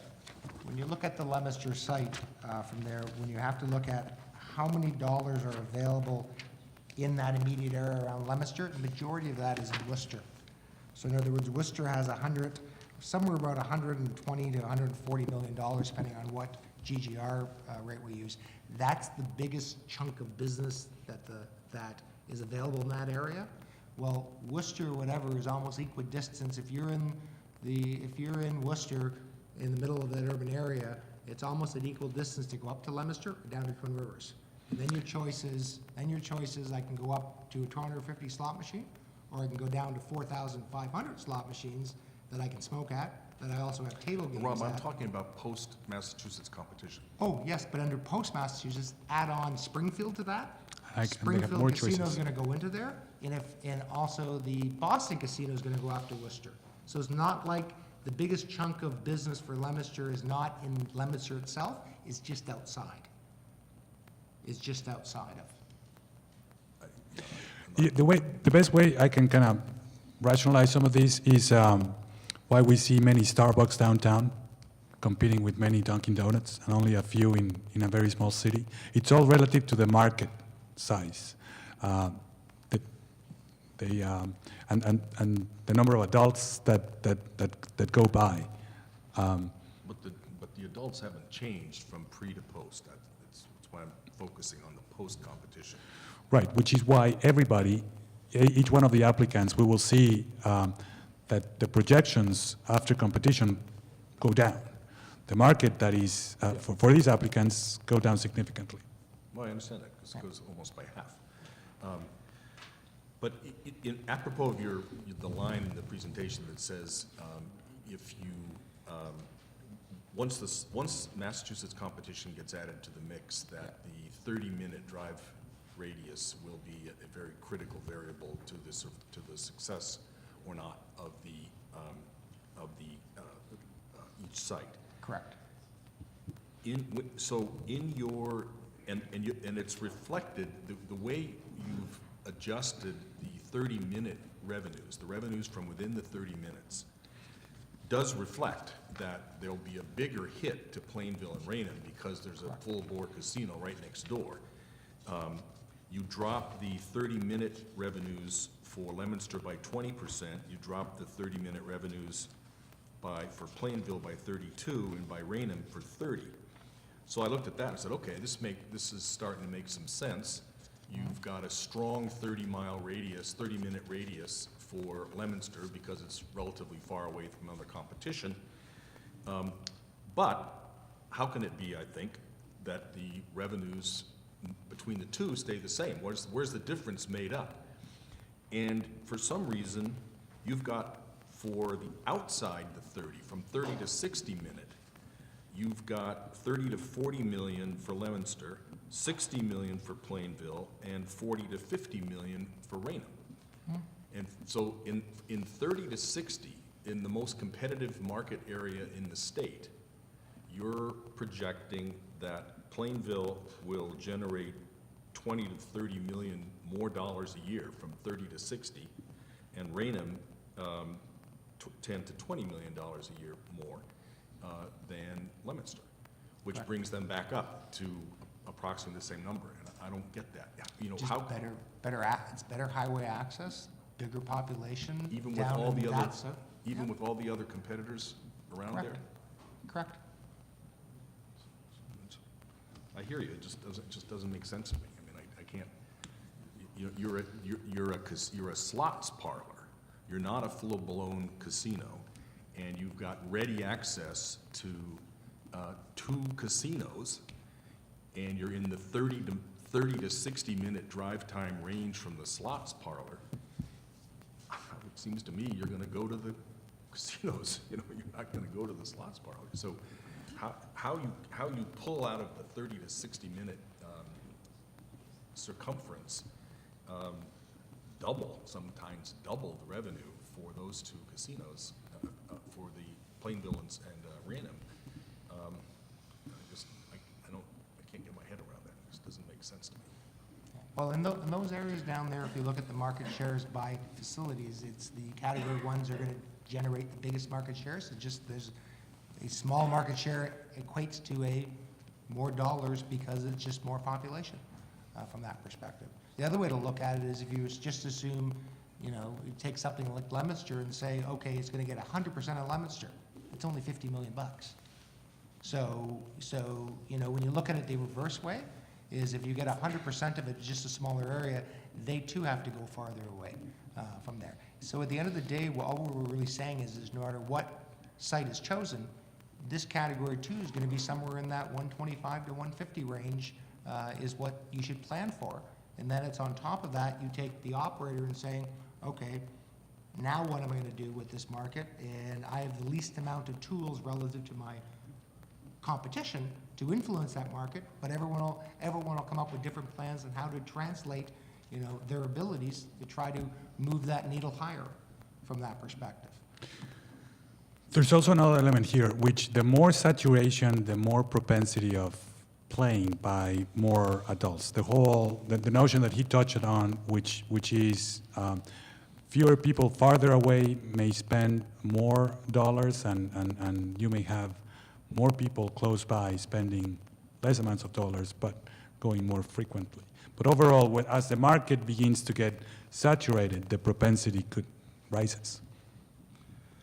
All right, let me just put a question out there, and you guys can work on this a little bit, because one of the things we talked about is we may have questions that will take a little more research. Okay. If I'm looking at these right, and I might easily not be, but if I am, it looks to me like your pre-competition draw from the 30 to 60 mile range for Plainville and Raynham is is less than your 30 to 60 mile draw post-competition. If I'm looking at these numbers right, pre-competition, you've got 20, 30 million coming from the 30 to 60 minute radius, and you've got 60 million in Plainville. And that one, I really can't understand.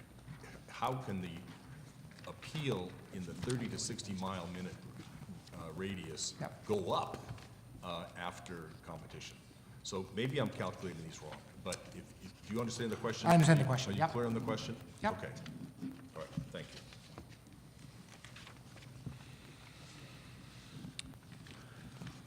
I just, one other, just part of the reason why obviously we are interested in total revenues to the Commonwealth, and that's one of the critical variables here that we're looking for. But another variable that floats around in here with a number of different implications is the contribution to the Racehorse Development Fund, because the most critical variable of what happens to the Racehorse Development Fund is the revenue that's generated by the slots parlor. That's far and away, that's like 2/3 of the contribution to the Racehorse Development Fund in the future. So over the long haul, and I'm not looking at this so much as I'm looking for, thinking about this over the long haul. In the long haul, the revenue generated from the slots parlor is going to be critical to the Racehorse Development Fund and whatever that's able to do for the industry. And therefore, so these numbers, have a second impact that are really important. And I can't quite figure out how they work. And I want to understand whether there is indeed any significant variable in the potential impact for the Racehorse Development Fund in the out years. Well, our analysis showed that at the end of the day, all three sites could do 125 to 150, and that would generate the same amount of money for the 9 percentage points of the 49 would equate to the same amount no matter which site. Right. So That's, from, that's the question I'm at. That's the yeah, point. and that's how- that's shown on the one more slide? One more slide? Oh, sorry, That's back it. one. That was it. That's the one. So no matter which site is chosen, the same amount of money would be Yeah, but generated to that's the whole conversation we're having. I understand that's what you're saying. Yeah. And that's only if you double the take from the 30 to 60 mile radius post-competition in the most intensely competitive part of the state. And I don't get that. So if you're right, you're right. I mean, and you may well be right, but I just need to understand that better. If that is the conclusion, then it's neutral relative to the Racehorse Development Fund, you're right. But and revenues to the state, but I just want to understand some of these details a little better. We'll get back tomorrow on this Great. very point. Thank you. Should Okay. we try to take a quick Yeah, break, let's or take a quick break. Thank you. get Great to idea. section 4?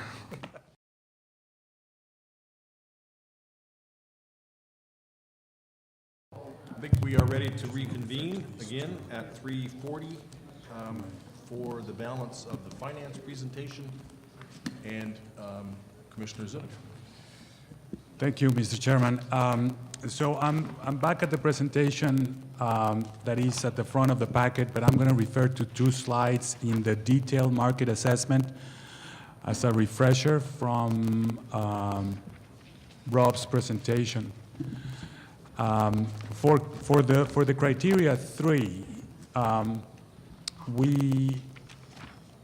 we assigned 2 scores to the projections that the applicants have submitted relative to our own market assessment. As you know and have seen from the packets, we've made projections on the no competition or pre-competition scenario, and that is, just to reiterate, 1 Category 2 operating in Massachusetts, while the other Category 1s are not operating.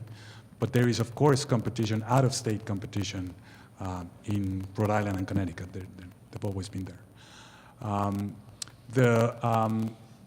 It's important to note that there's a concept that we have not defined, that we will talk a little bit more in a few minutes, and that is that of free play. For a high-tax facility like the Category 2, the amount that they give of free play makes a big difference. And it's Big difference in what? in their operations and in their projections. Prior to competition, as we've seen, there may not need to be a lot of free play if they can capture a lot of the market around them. But after competition, that is a very important number to consider, because that's the main tool that they have to respond to the more competitive environment. As it pertains to us, we need to think about whether to allow any kind of free play via regulation, whether to limit the free play or restrict it in some way, because free play is essentially comes off the top. It is calculated prior to, generally, the estimation of gross gaming revenues. So this is not a direct cost that they bear, is a cost that we share effectively with the operator. So as it pertains to here, the gross gaming revenues net of free play, we have taken a look at, in detail, of course, at the applicants' projections prior to competition. And in the case of Leominster, they seem to be a little bit at the lower end of what the likely market performance there may be. I might refer you to, if you're interested, we have the pages 43 in the market, in the pre-competition market assessment. We have estimated different ranges for each of these applicants. They're similar, but not quite. Year 2, we've assumed is the stabilized year of operations of the permanent facility in the case of Raynham. And the projections for Plainville are at the higher end of the likely market performance, but still within our market range. In the case of Raynham, those projections are above the likely market performance. We feel that the ability of the facility in the case of Raynham to generate the revenue projections that they state is questionable given supply restrictions and advantage of out-of-state competition. There's something here that's very important, and that is something Rob already mentioned. As the Category 2 facility opens, the reaction of the already existing facilities nearby in Rhode Island and Connecticut is very hard for us to ascertain, but it's fair to say that they will react with additional marketing dollars, which they have the ability to do. So, Just one point about this that I hadn't really focused on before. Your rating here is of their projections. Correct. And you're taking issue more on the Raynham side, for example, than the others, but you're taking issue with their projections. But what you've just got through telling us is whatever their projections are, as a practical matter, you deem them equal, right? Your judgment is, our judgment is, that whatever their projections are, that they all will produce at approximately the same level. All 3 sites are equal. Yeah. So the ability of all 3 sites are equal. Right, that's what I meant. So, So I'm not sure how big a deal it is if, you know, if they were expansive in their projections to penalize somebody because they were expansive in their, you're not penalizing, but the real issue here is how will these folks perform, not so much how will they say they're going to perform. Right. But there's a tie-in into how, what, the market may be there, but our estimates is within a range. And in our estimation, they have not provided a lot of information to substantiate why they would, to convince us, why they think they would be well above that range. I understand that. I get that, and that's fair, and that's important. It just, in the long run, what we really care about is what do they do? And you're suggesting that they will be all about the same in what they do. Well, yeah, fundamentally, everybody, and maybe I should have started this with this point at the beginning of the presentation, everybody makes money from, you know, which is the good news. Everybody can operate this facility, each one of the three applicants. And we have the luxury of assessing them against each other to assess the nuances, which is essentially the basis for our decisions. So the next rating pertains to post-competition. The applicant that predicts the most drop in their gaming revenues is Plainville, which is well within the range that we estimate for the post-competition scenario. The year 5 GGR of Leominster, Yeah, it's back on the, it's back. that's back to 61. Well, yeah, I went back to the original presentation. All right. And on this point, I started to mention in the previous slide, but in the case of Raynham, the projections are well above what we believe are the likely market performance or the performance range, especially given competition. And because they're still predicting a very high number. Moreover, they have not submitted information, in our view, that would substantiate how, given their supply restrictions at $12.50 and their tax rate, would allow them to compete with facilities that have no restriction, which are going to be all around them, and come within those projections. I guess I want to make the same point I did, because I think it's not minor. You know, take Raynham, for example. You're saying they were insufficient in that we think, our estimation is they have over-projected by a lot and have not demonstrated why they would hit that projection. So if we were rating them in their ability to project their business, we would give them an insufficient. But what we really care about is rating them on what they're going to do in our judgment when the time comes. And again, in that criteria, which is, I think, really the more important, they are right on the same level as Plainville and Leominster. So it just feels, when you did the market assessment, what I thought you were really going to do was talk about how you think their numbers are compared to what we think they would really do, rating them on how they would really do, as opposed to rating them on how well they did their projections. Well, let's remember that when we did the financial piece earlier this afternoon, we took the EBITDA numbers as projected by them and discounted them and figured that it's a reasonable return on investment. Had we not done that, had we said we're going to impute a number on your EBITDA and discount it to today, that return on investment may have been very different. So those two ratings are connected. Over there, we are saying everybody's on an equal footing because they all make money. They all make above what the industry norm is, which is 15% return on investment. It's over here that we're saying we're not sure that those projections that you're saying that would allow you to make money are going to be quite there. It seems to me that if I understand this correctly, what you're saying is that we can't rely on the projections that Rainham has made Precisely. because they're too high.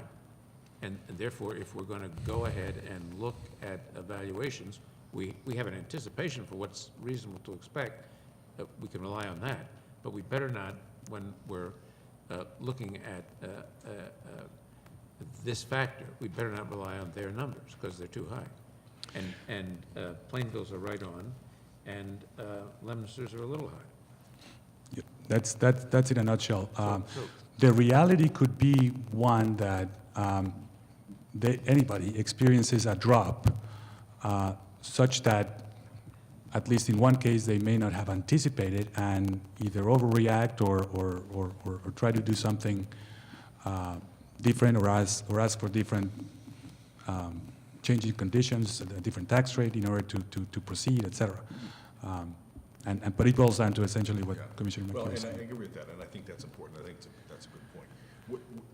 When you were judging the adequacy of their financing, if you had used the revenue numbers, if one used the revenue numbers that you ended up estimating would be appropriate, say for Rainham, would they still have been able to do their financing?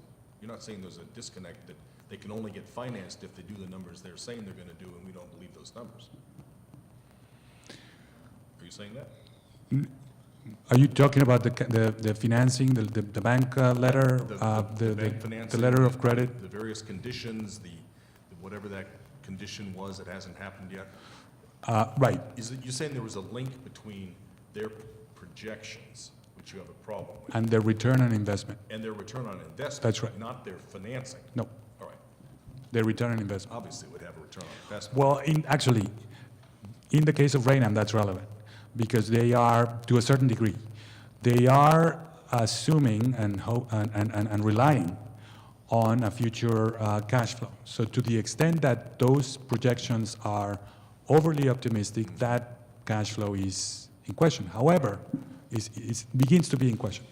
However, they're relying on the cash flow on the early days where there's more certainty that they will have a higher likelihood of achieving those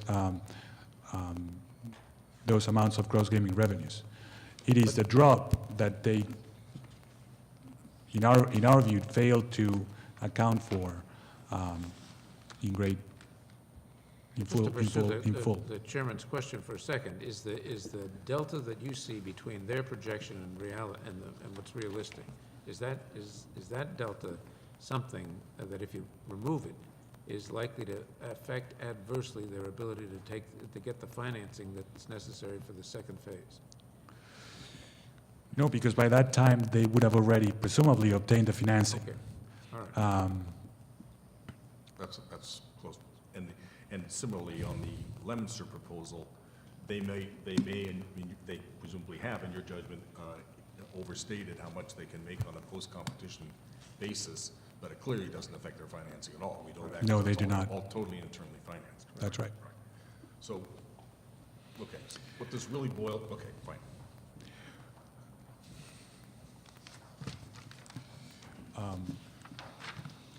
All right, maybe this is our last section, the operations plan.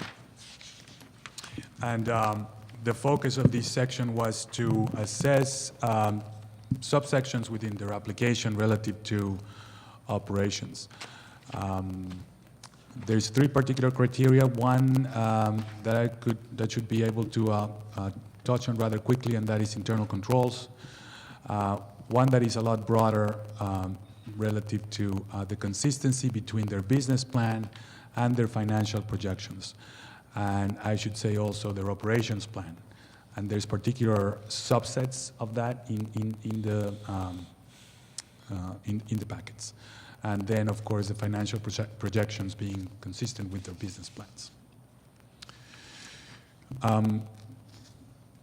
The expectation of the question around internal controls is obviously that they demonstrate that this is critical for this type of operation, and they have experience working in a regulated environment.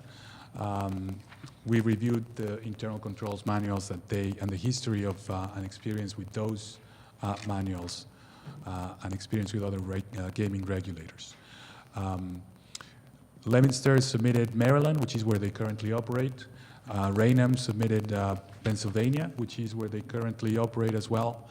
And Plainville submitted Ohio. They could have easily submitted any of the states in which they operate. I believe that may say something about Ohio that we should take a look at.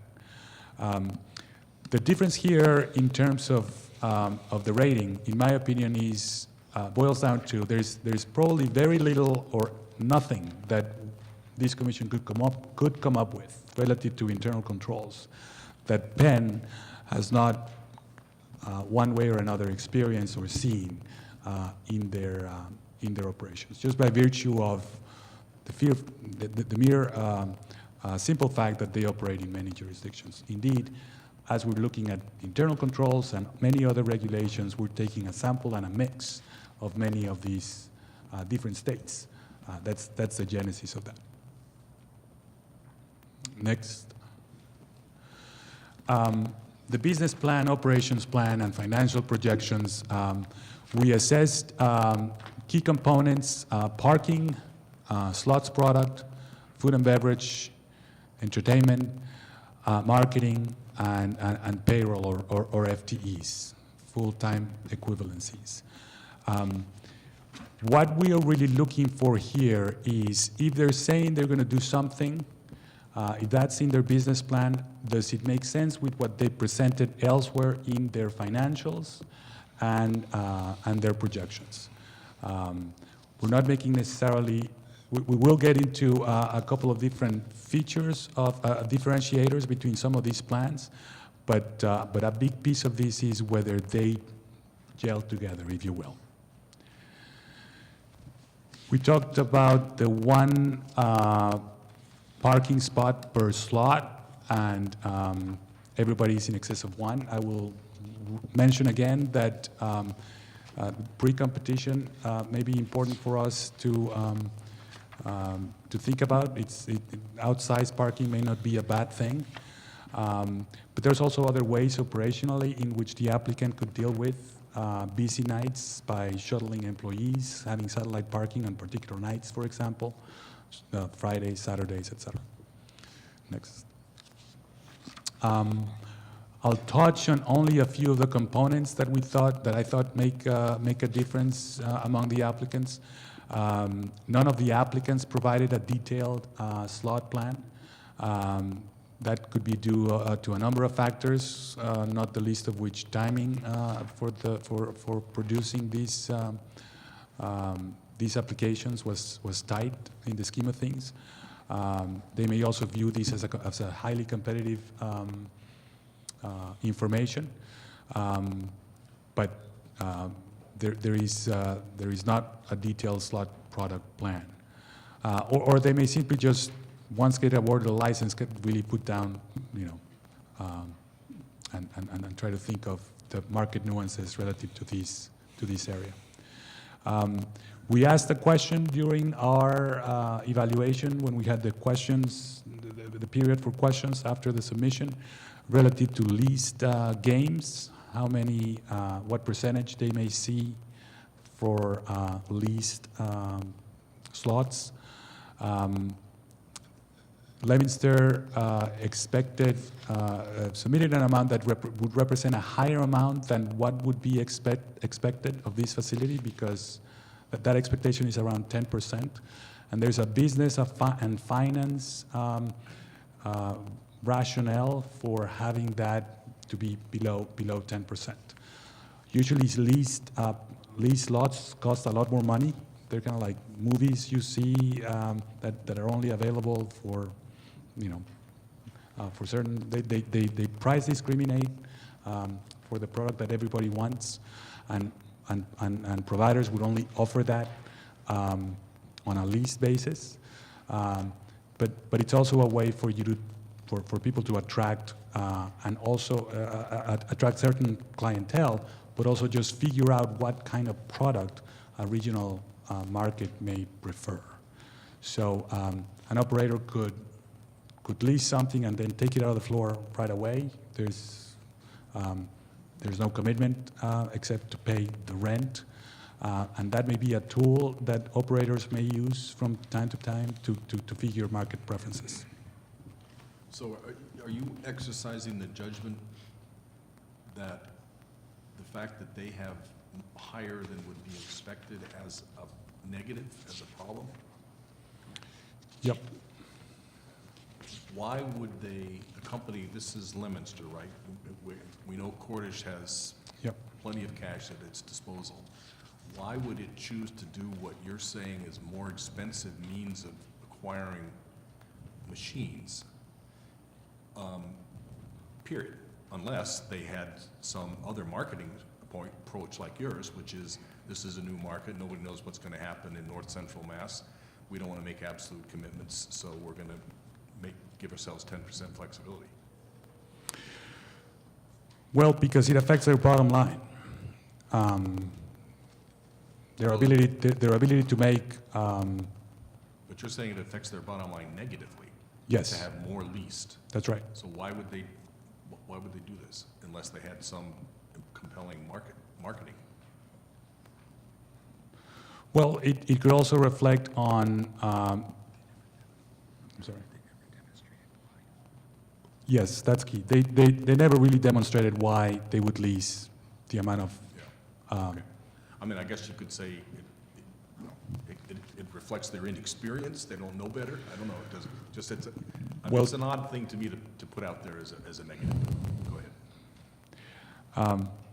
well, there's other elements. I mean, Penn, I mentioned, they did not provide a detailed product plan, but did state that it would be based on their experience, essentially.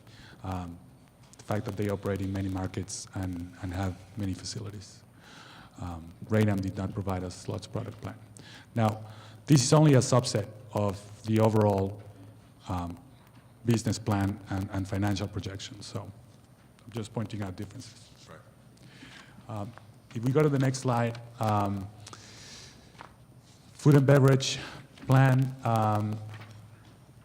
Lemonster is consistent with what would be expected, and I'm told these ratios make sense in the gaming world, that 50% of total sales or less are comped at the facility, and they also only and those food and beverage revenues only represent approximately 10% of the gaming revenue. This is where we start to compare how each of their components in their application response start to gel together. It was the same case for Plainville with the caveat or with the minus that they do have a lower number of food seats available, and this is especially true in the peak periods. Although they do have the racing operation and the clubhouse, if you will, that they could use for on any number of peak periods to on a number of different ways. Raynham estimated that the food and beverage revenue, what they have projected is that it would be lower than what is expected, and estimated that the comped amounts of sales account for an extremely high portion of their total sales. Their F&B cash sales are also much lower than what would be expected. I think you skipped one, John. Can we go back to entertainment?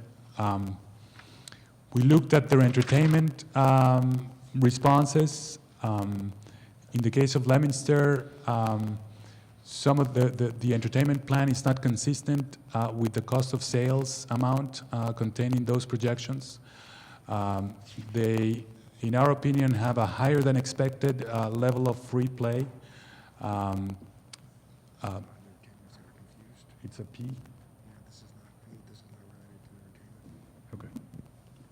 All right. I'll just skip to Plainville.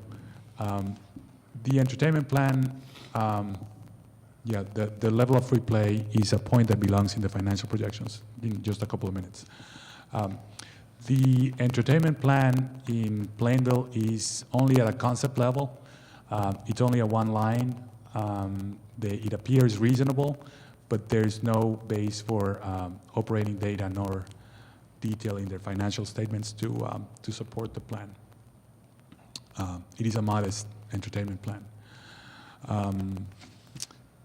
In the case of Raynham, the ticket price needed to generate the revenue that's projected appears quite high given the scope and acts identified.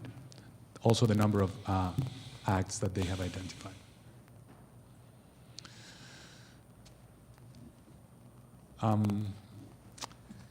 In terms of the marketing plan, all applicants acknowledge that this is a local casino, recognize the importance of loyalty programs, use and all the vehicles that traditional casinos use, radio, mostly their rewards or loyalty programs.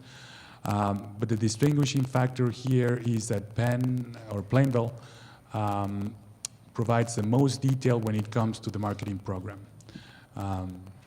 We've heard some of it in the presentations. There's a lot of tie-ins to local, and there's a lot of detail in their response relative to how they plan and hope to attract players.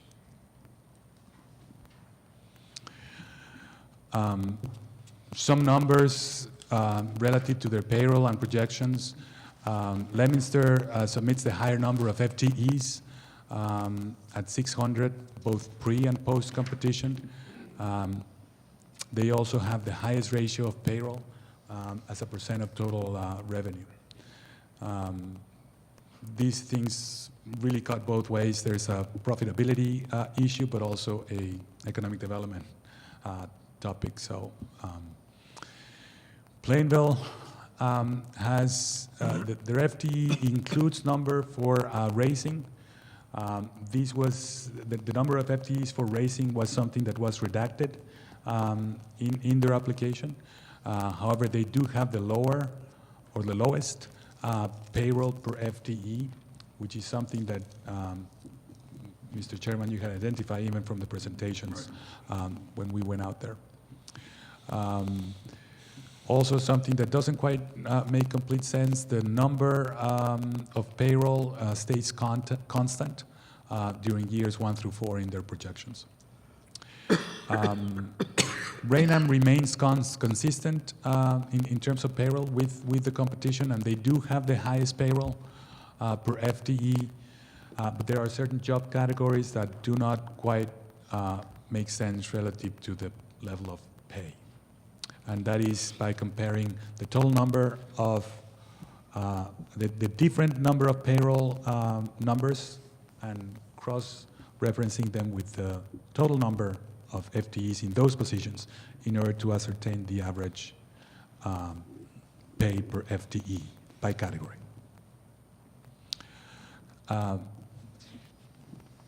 As a result, and probably based mostly on the detail of the marketing plan for Plainville, I'm suggesting we rate Plainville with a very good. They demonstrated a sound understanding of their business plan, their operations, and what may be required to operate this type of facility in a highly competitive environment.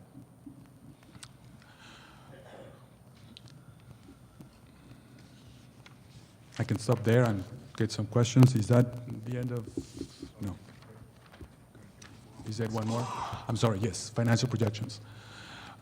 This is where free play bears into mind. It does tie in as well with the projections that we were talking about relative to the market. In our opinion, the amount of free play pre-competition for Leominster appears high and aggressive. even though that ultimately this is something that this commission could easily determine, restrict, or limit. The Plainville is importantly has a low level of free play to begin with that then increases after competition, and that may be the best recognition that they anticipate a highly competitive environment at some point in the future, in the outer years, and have a plan or demonstrated a plan to respond to it. In the case of Raynham, the free play is aggressive both prior to and after competition, which is why we're rating them as sufficient.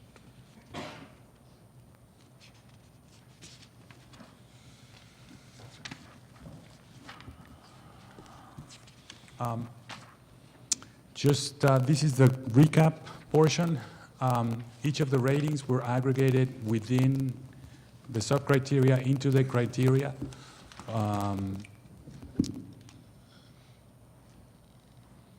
They're an outstanding for Leominster and Plainville when it comes to financial strength. I'll remind you that that's part of their financing and their operations or financial operations elsewhere. Everybody is rated a very good when it comes to the investment amount, as they're all exceeding the minimum investment requirement. The market assessment, I rate an edge to Plainville relative to both their projections being within the estimated ranges prior and after competition, and the operations plan we rate very good for both Leominster and Plainville based on all the ratings that I just went through. I'll read this into the record because I think this is the summary of findings. The applicant in Leominster demonstrated that they have the financial capabilities and direct access to funds required to develop and operate a successful Category 2 casino. They submitted sound investment, market, and operation plans that align with their understanding of the Massachusetts opportunity. While their plans are individually strong and support the operation of a successful casino, they are not completely aligned with the future competitive marketplace. Leominster's equity shareholder currently operates the largest casino in Maryland as measured by gross gaming revenue. And while significant components of this experience base are used to support the various plans, this is the only casino that they currently operate, rating them a very good. The overall edge, in my opinion, goes to Plainville, given that they have demonstrated that they have the financial capabilities and direct access to all funds required to run and operate, to develop and operate a successful Category 2. They demonstrated a full understanding of the current and future competitive marketplace. They also reflected the consistently reflected an alignment between their investment, market, and operating plans as submitted. Something that I think is very important, Plainville possesses the necessary experience operating in 28 gaming facilities located in 19 jurisdictions, each of them with that have varying degrees of competition. Their portfolio includes a lot of facilities and properties that have the similar size and scope of the facility here, and has significant corporate bench support, if you will, that could back up the operations of a Category 2 in this highly competitive market. Raynham demonstrated that they have the financial capabilities required to develop and operate a successful Category 2 casino, however, did not demonstrate fully that they currently have direct access to all the funds required to build the permanent casino. They submitted sound investment, market, and operation plans. And while these plans are individually viable and support the operation of a casino, they are not completely aligned, in our opinion, with the current and future Massachusetts competitive marketplace. One of Raynham's equity shareholders currently operates the largest casino in Philadelphia as measured by gross gaming revenue.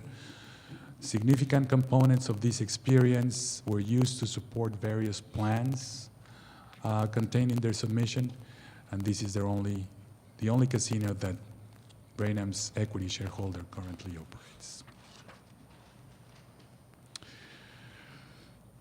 This concludes the presentation. Any questions? Well, it's great. It's a tour de force. Thank you very much. Anybody have questions? Most of the audience is still here. You did well from that standpoint. I promise dry. No, I don't have any questions now. I need to look at this as a great amount of carefully organized information, and I need to look at it and look forward to looking at it in more detail. So thank you for that. Christian? No, it'd be helpful to, this information was helpful because obviously one of the reasons that we engaged HLT is because there's some overlap between the financial assessment as well as the economic development assessment. So that's where I focused a lot of my notes. One thing that that Rob mentioned, maybe a good idea also to come back to the question that you had posed. We could do a bit of a recap tomorrow if needed, but certainly we can come back to the question you posed, Mr. Chairman, with more detail. Okay, great. Well, tomorrow morning, we are first thing going to see whether or not there have been any factual issues raised with Ombudsman Ziemba that he thinks we should attend to, and answer some questions. Commissioner McHugh had a question that he was going to speak to, and here's one for you, so we'll do that at the beginning of the day. Would you go back to your last slide?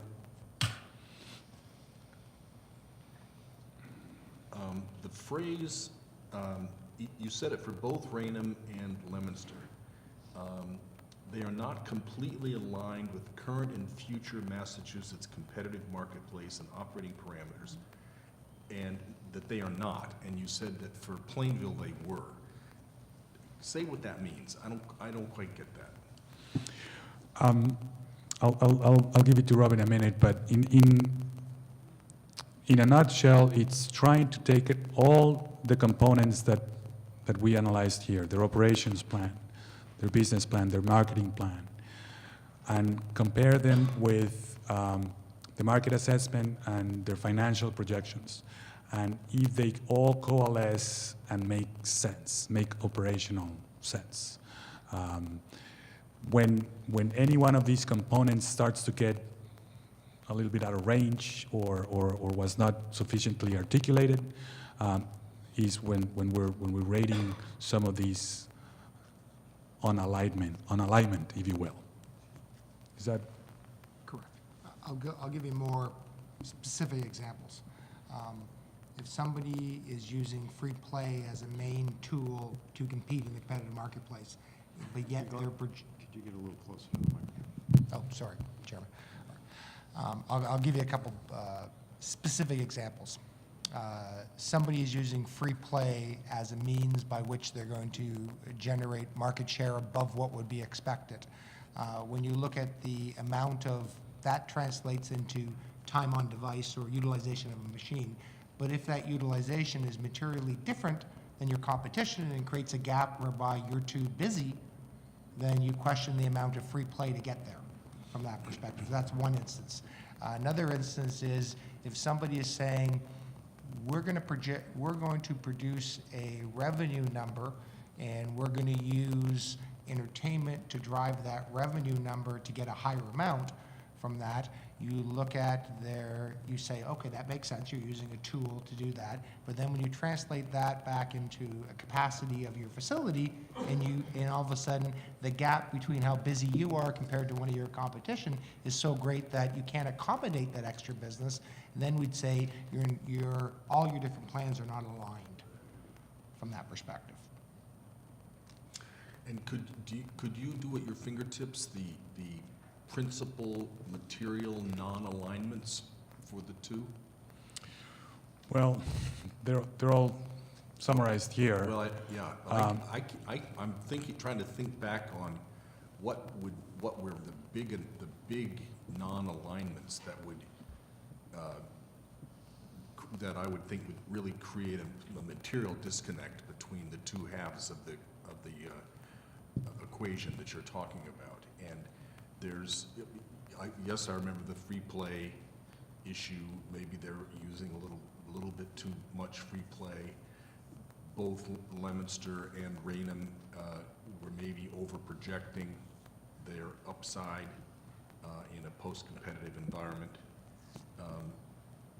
But I didn't really walk away from any of these points that seemed to me like it was a major disconnect, such that I would characterize it as they're not completely aligned with the competitive marketplace and operating parameters. So I just, if you could, can you take off on your fingertips, what the critical issues are for the Sure.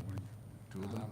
Leominster was the increase in free play post-competition combined with the less drop in revenue from pre to post. So there's less of an impact pre to post than the amount of free play in the post-competition period. Also, a major element of their proposal was their entertainment plan, but when you added up the numbers in the cost structure of their entertainment plan, they didn't align with the financial projections from their entertainment plan, so it wasn't well thought out that way, or it didn't match totally there. In the case of Raynham, it was they believe they can do above market revenue projections, but you didn't see anything, you saw less in their operations plan to support their ability to be materially higher than someone else. In other words, they thought they could compete on an even footing, more on an even footing with the Category 1 facilities, and we don't believe that to be the case. Also, the amount and type of entertainment that their projection doesn't match the 995 seats which they said they would have there. So they'd be competing with the Category 1s for larger acts and that we don't believe they could achieve in that marketplace. And if we're being a little overly general, is that a lot of this information has been redacted. The specific number of, the specific projections, for example, the detail, the breakdown. I'll refer you to this, but perhaps it's relevant that we just break for the next day and come back to these if we need to. Yeah.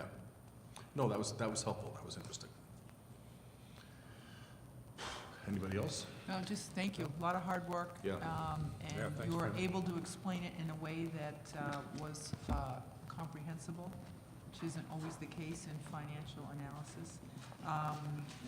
It just was apparent how much time and effort went into this, so thank you. Thank you. Yeah, I agree, it was great. Thank you both very much.